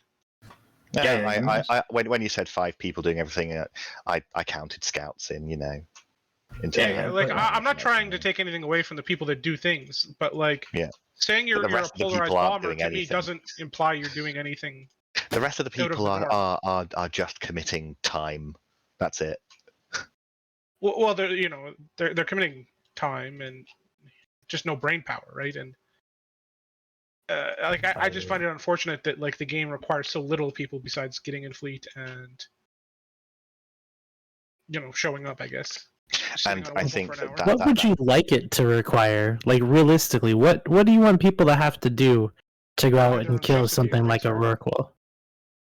So you want to disable anchoring? I think that would be a great tool, honestly. Honest to God truth, I understand what would happen if you disabled anchoring, or we go back to the fleet meta of 2013 where everything was about aligning. But even that required infinitely more skill than the current system, where everyone literally just presses anchor and it goes AFK. I think that would be infinitely better. Essentially, I think that we're both thinking of a very similar issue here, and I think that what you're saying is you want to make it less convenient as the way to separate the wheat from the chaff where player skill is concerned. Whereas, I want to go a level or 2 or 3 deeper and say that, the game needs to be designed in a way that stops being part of a gigablock being the most optimal way to play the game, because it is the most optimal way to play the game. So a member in chat. So here's a good point. So a member in chat asked, "How is this different from raids in any other MMO, for example?" Well, it's limited by number. Raids in Final Fantasy or World of Warcraft, where you have 8 to 25 people, are functionally very different, because all of the people within those raids, they need to worry about their own positioning, they need to worry about their own rotation, their own cooldowns, so on and so forth, right? And if they're not performing that movement, those actions in the correct order, with maximum efficiency in many cases, the raid won't succeed. In EVE Online, if you fuck up and don't even shoot a missile, you fire 1 torpedo, out of your 3 launchers for the entire fight, you get on the kill mail, and in most cases, your FC won't ever even notice, right? You don't have to do any position. I was in a lot of shitty raiding guilds, and you could literally you could win the raid with being a complete absolute piece of shit. It's the exact same thing. Then you're obviously not doing any actual difficult content, which doesn't surprise me for you, Redline. But oh yeah, bud. You want to say that to a former mythic world first raid leader? Do you? Because is that you? Given the way that Redline, given the way you just described it as being part of terrible groups, doubt. I wouldn't then go and try and proclaim to be proud of that. Proud of what? Being in shitty raid guilds? Redline, could you get Mythic World first by doing what Villy described? No. Good look, Skirk. Good look. That's toxic. Villy, I would also assume you're not attempting to hold well, more the commenter on Twitch. You're not trying to hold World of Warcraft up as being perfect demonstration of player skill either, but it's a different. Well, here's it the thing: like exposes. World of Warcraft, Final Fantasy. What are the other rating MMOs? Like, those are the two big ones right now. Like, yeah, don't get me wrong; they're not the epitome of player skill display, right? But to succeed in those rating environments, be it Mythic or Savage or Ultimate or whatever, you have to be good. You cannot be just average unless you're willing to wait until the game developers nerf the content to the point where you can do it. It does require devotion, dedication, skill, time, effort, etc. Whereas with EVE, in many cases, show up, join the fleet, sit on a wormhole, shoot the Rorqual. You might invest maybe 5 minutes of actual content, and then at the end of that situation, your DPS in many cases doesn't even matter. Or if you did, all you've literally done is anchor, you've fired your torpedoes, and that's it. Like if you add in something like firing in, newt bombs or something, like that's at least a little bit element of skill display, but we got it's unfortunate, I find. Shade in chat says, I mean, it would be nice if every fight was more like a small gang encounter, but I don't know how you incentivize that as a developer. I'll give you 2 key ways to do it. Stop making the only competitive source of income be a mechanic that requires you be part of a blob to perform it, and limit the entrenchment of living in a region by limiting the number of and locations of citadels. There we go. Those are the 2 biggest pieces of the puzzle for the developers to incentivize groups not needing to be gigantic. But going back to what you were saying in terms of the DPS doesn't matter really. I would disagree with you up to a certain point. It all depends on the size of fleet that you're in. If you're in something maybe 120, 150. That plays into Billy's argument though. The smaller the fleet, the more you matter. Yeah. If it's 150, then yeah, you are 100% correct. It matters very little what you're going to do, but if it's an incredibly small fleet, if you don't do anything what the DPS that you provide or whatever you've been asked to do may decide on whether whatever your target is going to die or not. So there is caveats in what you're trying to say at least. There's some pretty obvious solutions to some of these problems, right? And the only downside to these are that they would fundamentally change the game in real dangerous ways that people wouldn't like, right? The concept that really big fleet fights, they're not really having any individual player agency for someone who's just anchoring up and pressing F1, right? Pretty obvious way to change that is just remove the concept of anchoring from the game. You can't approach people, you can't orbit people, you've got to actually manually pilot your ship, right? It'll be chaos in these big fights. I was going to save this until I had developed the way that I would talk about it a bit better, but I am about to blow everybody in this channel's mind with an important concept surrounding player agency. I'm going to do it. Don't do it to him, dude. Put a helmet on so it holds your head together when I tell you this, okay? Oh, I'm already wearing my helmet. Do I need to put the hard one on, or can I keep the soft one on? As long as it's just binding the head together, you'll be good. Okay, here we go. Now, this is very important that you try and understand me without trying to pick apart my wording here, but feel free. A number of things CCP has changed in the past 5 years have removed the need for needing to trust your player base in your group. When CCP added citadels and tethering is specifically there.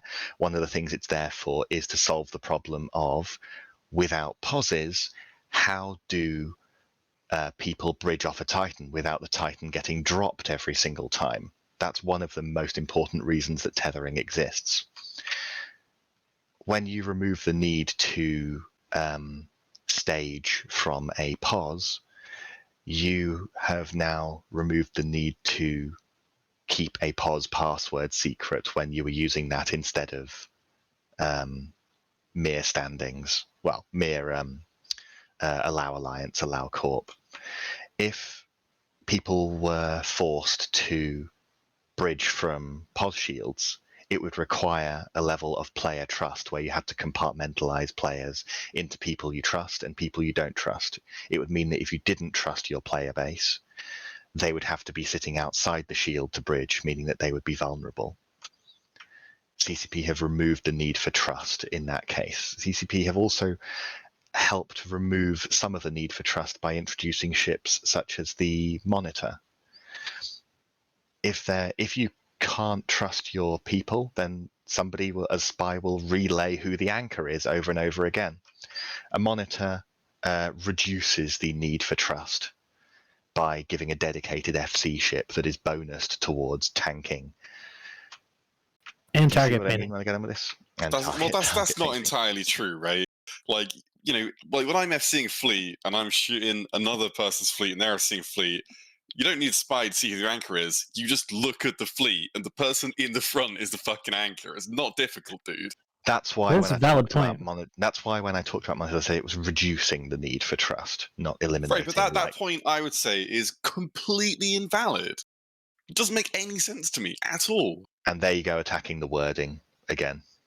Well, it's not the wording of the point. It is the entire point you're making there on that point, right? Like, Okay, I well- understand what you're trying to say about changes that CCP have made, reduce the trust required key from the thing player is- base. And I agree with that, but I think that example is completely invalid. If you've got some more examples, throw them out, dude. I'm all ears. But that one, totally wrong, in my opinion. Well, the tethering thing is the absolute big one. Tethering is necessary so that people smaller than a large alliance can use a Titan. Or can, Well, they never unlock removed something pause, stage so it actually isn't. Well, here's the thing, Villy. They didn't remove a pause, but bridging from tether within a Keepstar is massively more easy to do than sending the Titan to the pause and then making everybody warp to the pause to do it. You just undock and you move 10 kilometers and you're in bridge range. It is the removal of any need for trust and organization whatsoever. It is a speed bump removed for growing in size.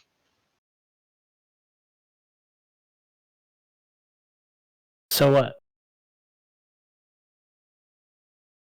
What's that matter? Why is that important?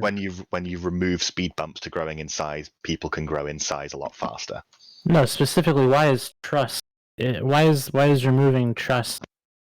Why is that important? I think what he's in your implying more opinion? so is the organizational trust that is given via things like ACLs, and there's a good case to be made that some of that is correct. I didn't know what he's implying. I just want to hear him say it. Okay. What Villy said. That's fucked, dude. That Philly, god damn it. When you Just are because a Phantom very Knight is making the argument doesn't mean it's the incorrect argument, right? Like It usually does. when you are a smaller group, you have a higher level of available trust in the actions you're performing. As you get larger, you lose the luxury of trust. I still don't know why it matters. Like, I can well, see the thing where is, you're coming from, but I Phantom don't. Knight's point about organizational trust is correct. His point about like bridging and some other stuff is incorrect, but his generalized point is correct. The way that gaming is this day and age. I don't want CCP to remove roadblocks that should have been accomplished through player organization and trust. I don't want CCP to have in that case, then you're incentivizing larger groups because larger groups have more infrastructure via outside of the game, which enables those activities, and thus you're encouraging larger groups. I mean, for instance, what if, and maybe you'll be able to enlighten me on the mechanics here. A Ansiblex jump bridge is based on an access list, correct? Correct. What if it was based on a password instead? Okay. And What would be the difference? Well, the I mean, difference I know would the be the difference. password would leak out if the group is particularly large. The password is guaranteed to leak out, meaning that other groups could offensively utilize it themselves. I mean, as long as you retain the ability to change that password, that's, as much of a benefit as a liability for the people using that, though, because they can have the door closed behind them at any point. Cool. I mean, I have no issue with that. It sounds like a cool idea. Just one The for only, your CSM effort then. the only issue that I have with that idea is that it was Phantomite that came up with it. Other than that, sounds great. Why are you such a hater? To a degree, how the Lemon? old POS system used to work, right? With jump bridges, like. Yeah, the jump bridge would be positioned literally outside the shields. Well, They- it would be they were like based an on And old standings, was weren't they? password Yeah, password jump- based as well. Yeah, the old jump bridges are based on jump bridges standings, not based on passwords. standings? Yes, but to use the jump bridge, if I recall correctly, you needed the password. Yeah. I mean, when are we talking? Like, are we talking like 2013 type shit? We're Or talking about when it was a thing, because it's not a thing now. okay, but when was it a thing, though? Before Citadels. Okay. Well, I've only played the game in the Age of Citadel, so apparently I wouldn't know this mythical system. Jump. But you bridges on feel POS. but you It's apparently actually you unfortunate weren't. because when they removed Sino-Jammers and POSes on Sino-Jammers, I was actually really distraught because I thought the Sino-Jammers on POS system was one of the best designed systems CCP had in the game at the time because there was so many interesting play and counterplays around Sino-Jammers and they were effectively really balanced in kind of the way they worked. Where they Now, see, provided I was strong there for that. defenders, At managed- least. I was there for compared that. to the system we have now, it's like, dear God, this is the greatest system ever made. But like, it was just a well-designed system historically. You could log up dreads at the jammer. Your enemy you could rep the jammer. You could offline the jammer, turn it back online with a shorter cycle. It took 30 minutes to anchor versus what it is currently. Like only one side could obviously anchor the jammers. The jammer could be unanchored once the jammer was like the reinforcement of the jammer. Like there was so many different elements around the way the jammers worked that it was just a really, I don't think it had started well designed, but it had over time become really well put together. And when they removed it, I really thought it was unfortunate because I think they had a real winning system going at the time, and then they wanted the new hype of flex structures. See, I was around for that, and you didn't need passwords to use those. To use And what? if you did, to use those jump bridges. And if you did need one, I never put one in. Not one. I think what Villy was saying was that if you wanted to use someone else's jump bridge, you needed to have the POS password for that POS to use the jump bridge if you were not Bingo. with them. Correct. Yeah, Oh. because that's how because I remember who was it? Goon's password for all their POS used to be 420 for all the jump bridge POSes, I believe. Leaks? Mostly this is like 10 years ago, man. Like mostly harmless used to be like Ook or something. Like I can remember a couple of them off the top of my head. Like 69 was a popular password you'd always try. And also people used to, the only place that you could stage a super cap from was inside a POS shield, and people just constantly, the only POS that they had practically available to them was one where other people outside would know the password if you were part of a large group, because that password would leak out.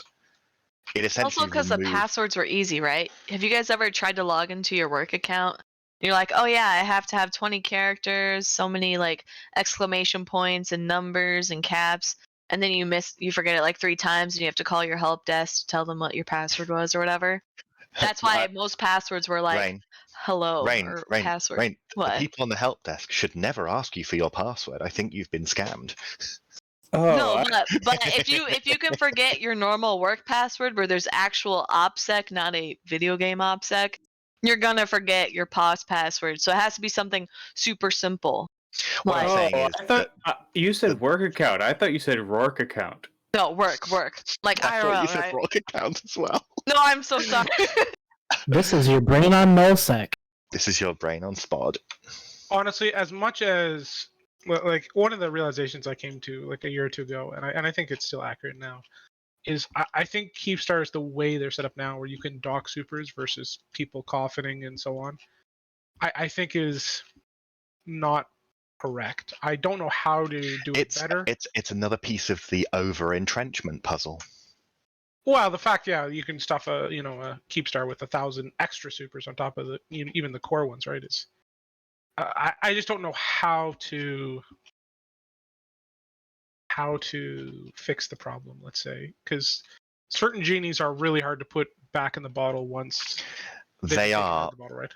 and I think that we've had this debate before Certainly, CSM possibly, 15, in that just because there's too many of them out there now doesn't mean that we shouldn't put, for instance, if the right way to do it was limiting the number and location they could be, that's not a good enough Well, reason I still to think that's start the the most. limiting now, so in a few years' time it's done.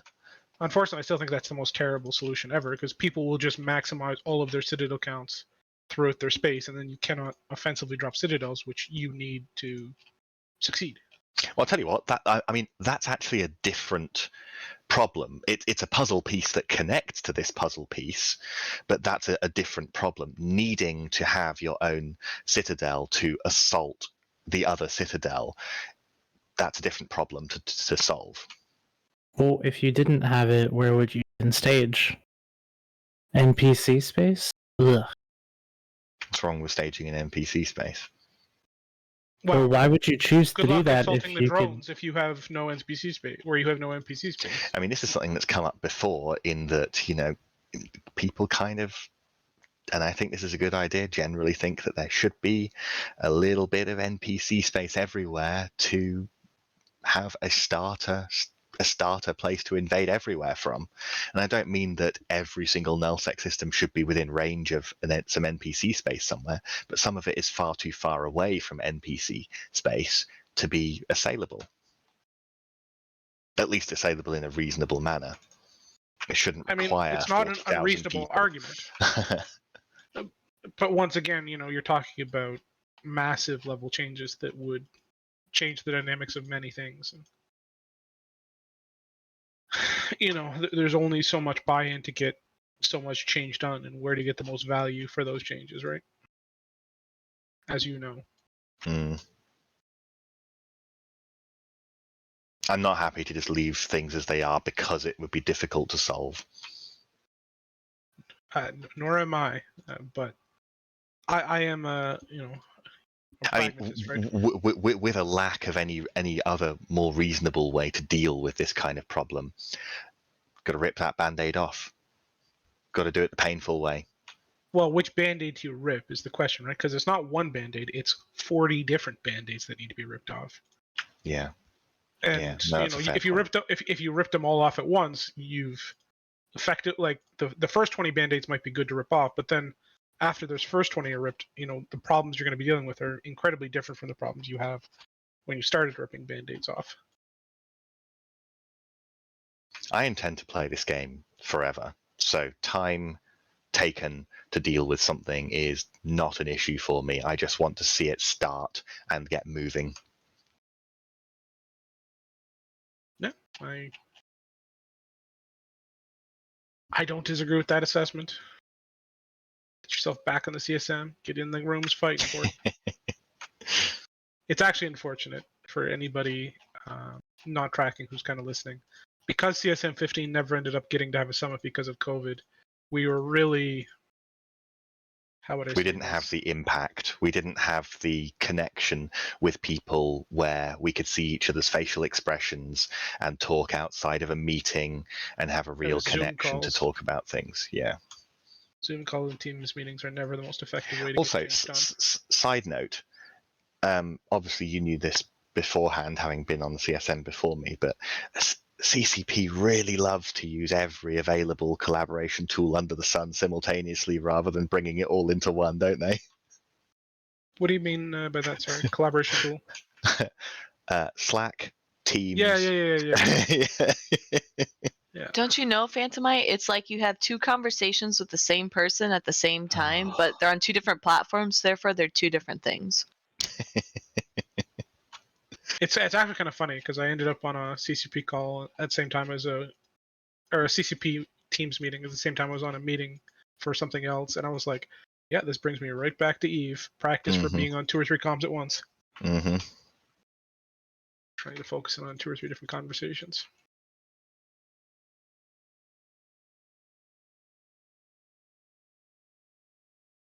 Yeah.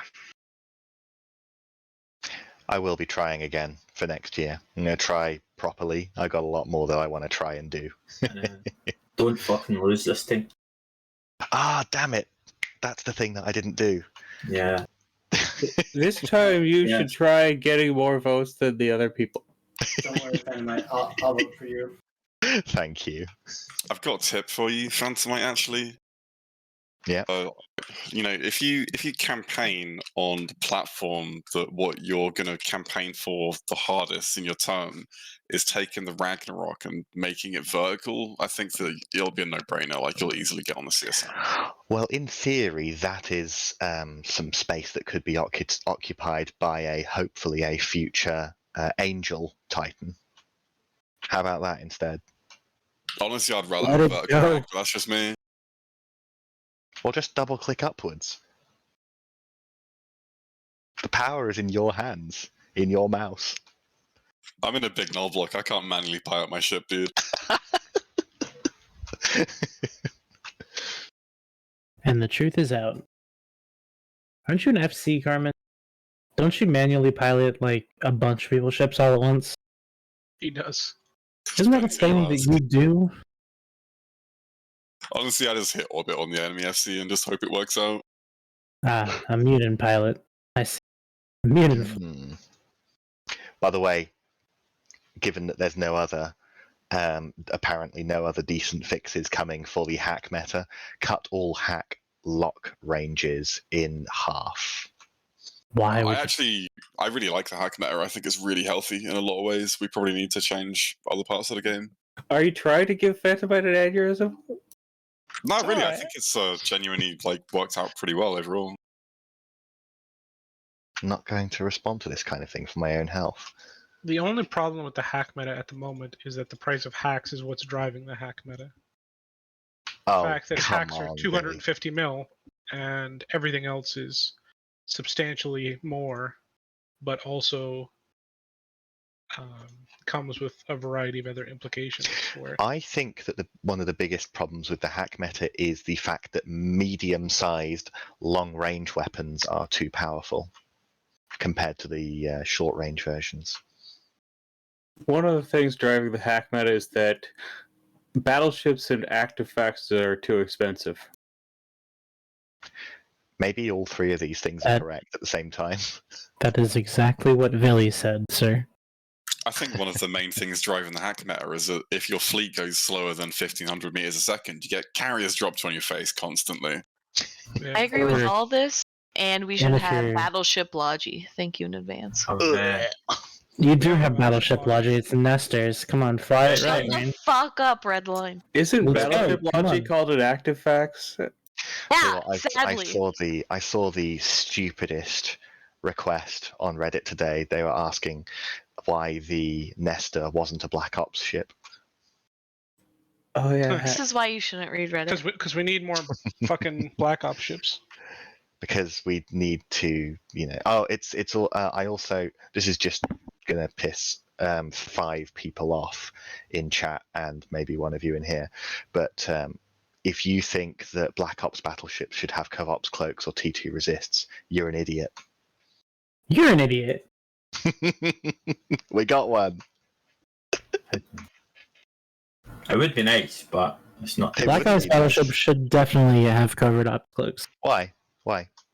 so that they can be cloaked while warping. Why is that? Would that be good for the health of the game to have Covops warping battleships with all that grid, able to fit all those smart bombs, able to move around? But you see a battleship size cloak with What's a not all that battleship-sized power cloak? grid. A different one. A ship big enough. Do what to it?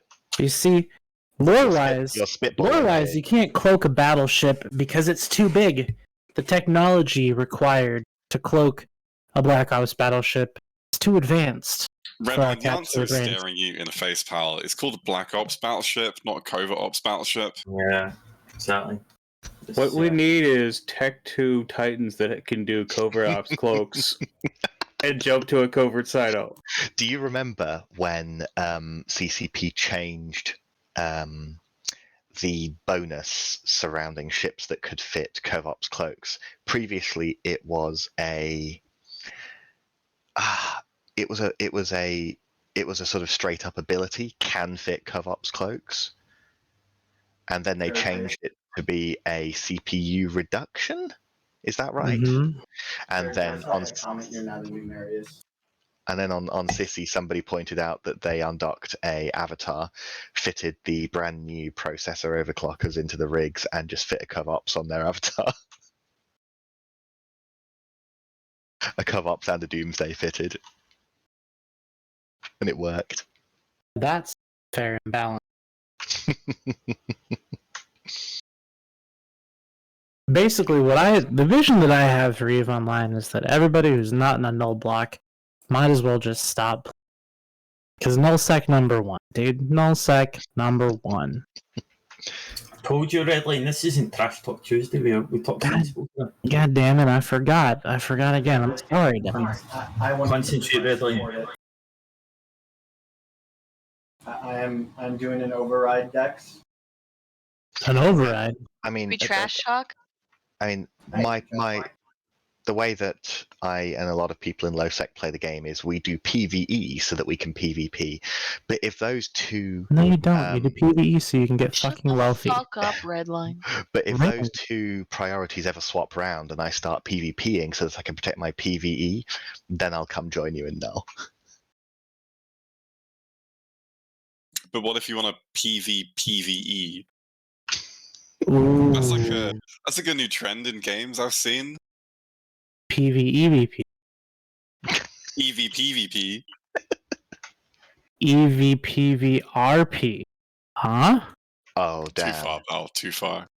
No. I want to hear more. Is that where you fight other people to defend like your space or whatever in the EVE equivalent?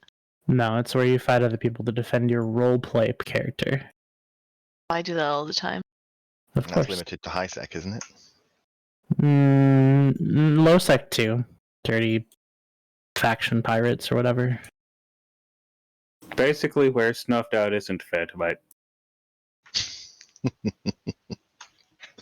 The parts of Losec that are not in range of Rocket Pass. Speaking of Phantomite and Snuffed Out, were you in that fight earlier today in EOA? Not today, no. That was about 3 hours ago, wasn't it? Something like that. Yeah, it was a lot of fun. No, I was good. there. Dirty blobbers. I was in the one yesterday where Snuff dropped the ball on how to kill a super carrier with dreads. Yeah. How to dread bomb. There was many Snuff What happened players yesterday? scared. Snuff got baited hard. Got baited on some on a couple of supers, and then got more supers dropped on their dreads, and then had some significant organizational issues bringing in the rest of Snuff. They got mulched. That's what happened. They got fucking mulched. It was beautiful. Please note battle report in chat. Oh, hey, a battle report. Yes, in chat. That's what I said, Redline. I say these things. I understand that my accent may be difficult, but I have my own personal translator in the form of Phantomite. Wait, do you guys hear anything? It sounds like a dishwasher going. I'm kind of confused. I see Snuff winning the fight. Did they kill the super? They killed 2 supers. Fake.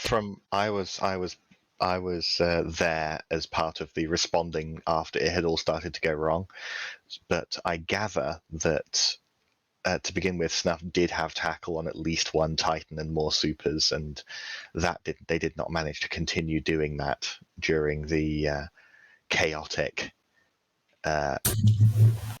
escalation. I don't know They lost 14 dreads, 6 carriers, and 3, and like 4 other random caps to like 2 supers and 18 dreads or something, which puts them feeders. Absolute feeders. Way ahead still, being that supers are worth. Like, I think what they're getting at is the battle report is not what Snuffed desired. It was the way they wanted to organise it was a lot more efficient than 54%. I think what's more crazy, if you look at the battle report, it's so it's what, 14 dreads, 100 billion ISK for 14 dreads. Yeesh. Yeah, I don't think anybody here is in disagreement that dreads are far too expensive, especially given the level to which they're needed for current modern combat. Well, the problem becomes that everything is based around everything else, right? Yeah. If, dreads become significantly cheaper, then, Titan and Supers have no role. Yeah, So that's it's fair. Phantomite's okay with that. Phantomite hates Titans and Supers. He said that himself. No, I love everybody hates Titans and Titans and Supers a Supers. little. No, I love Titans and Supers. I just feel that they are, 100 times more abundant and relied upon than is healthy for the game. Yeah, Well, of course they're the biggest, Many. baddest, strongest ships in the game. Why wouldn't they be more relied upon? It's now getting to the point that every comment in Redline says is laced with sarcasm. That's not sarcasm. That was not sarcasm. That was true. That was true. That was a true point. Like, they are the strongest ship in the game. Why wouldn't they be reliable or used a lot? I mean, I just don't like the idea that progress in EVE is, where Titans are concerned, is essentially somewhat linear in bigger is simply better. I think what you really don't like is that you don't have 1,000 Titans at your disposal. And I bet if you had 1,000 Titans at your disposal, you would love Titans. I like to see Titans explode. I've seen many. If I had a hangar full of 1,000 Titans, I'd be pretty happy. The only point of 1,000 Titans is to fight another 1,000 Titans, right? Mm-hmm. And unfortunately, the game doesn't work when you hit that level. I was working during M2. I was so fucking happy, man. I just remember logging back in and everyone was utterly depressed on comms, but that's a thing that we shouldn't really talk about, I suppose. But no, I don't have time to play EVE Online for 5 solid hours in a row, because that's what the fighting is now. Five? I'm lowballing. Well, I don't think now is the appropriate word. It's been like that for a while. M2 lasted for 14 hours. You are insane. We were up for all of it, dude. We were streaming it on this channel, the whole thing. All 14 hours of it. Was every single minute of it thrilling? No. God, no. How terrible. I'm not sure any minutes of it were thrilling.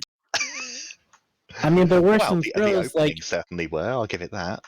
when everybody was getting positioned, it was super cool.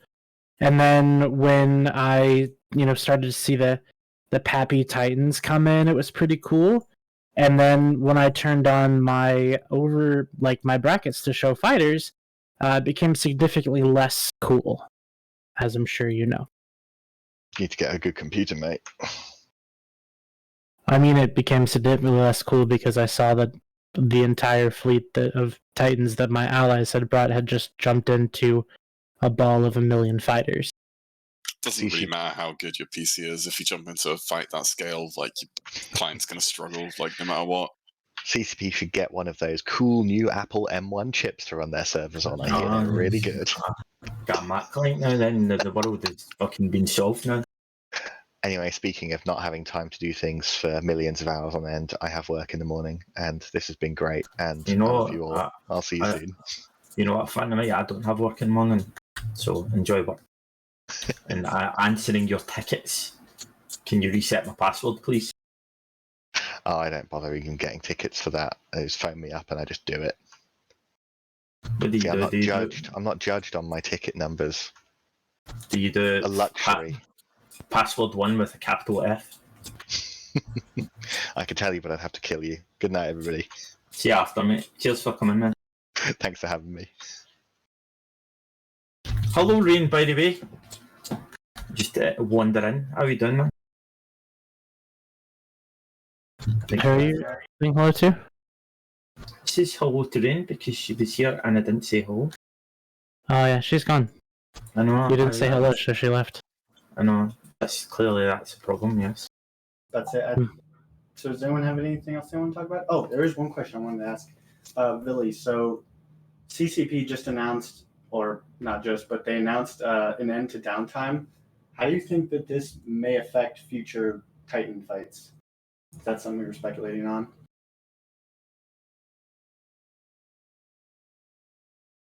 They announced an end to downtime? They are Yeah, attempting to work away downtime bit by bit. They continue to do tests. They did a test 2 years ago now, a while ago. Well, they did a test within the last month or so, I think, as well. Well, that's the one that caused this conversation too. So yeah, they've done a test. They did another test a while back. There will be many more tests to go, obviously, and it's a work in progress, I'm sure. How it will affect Titan fights is entirely based on a number of factors, but the reality is until the new downtime is clear in terms of the mechanics, in terms of how it works, then we won't really know. And with that, I think. Go ahead then. I was about to wrap up the show, so go ahead and say what you were going to say. Too late. Works for me. All right. Well, that about wraps up the show. I want to thank all the guests for coming on this week. If you're watching the show and you like what you see, then please hit the follow button. New Eden Post streams EVA-related shows throughout the week. And always remember, bubble wrap your Keepstars, and we'll see you next time. And this is the best one that we stream, just so that you know.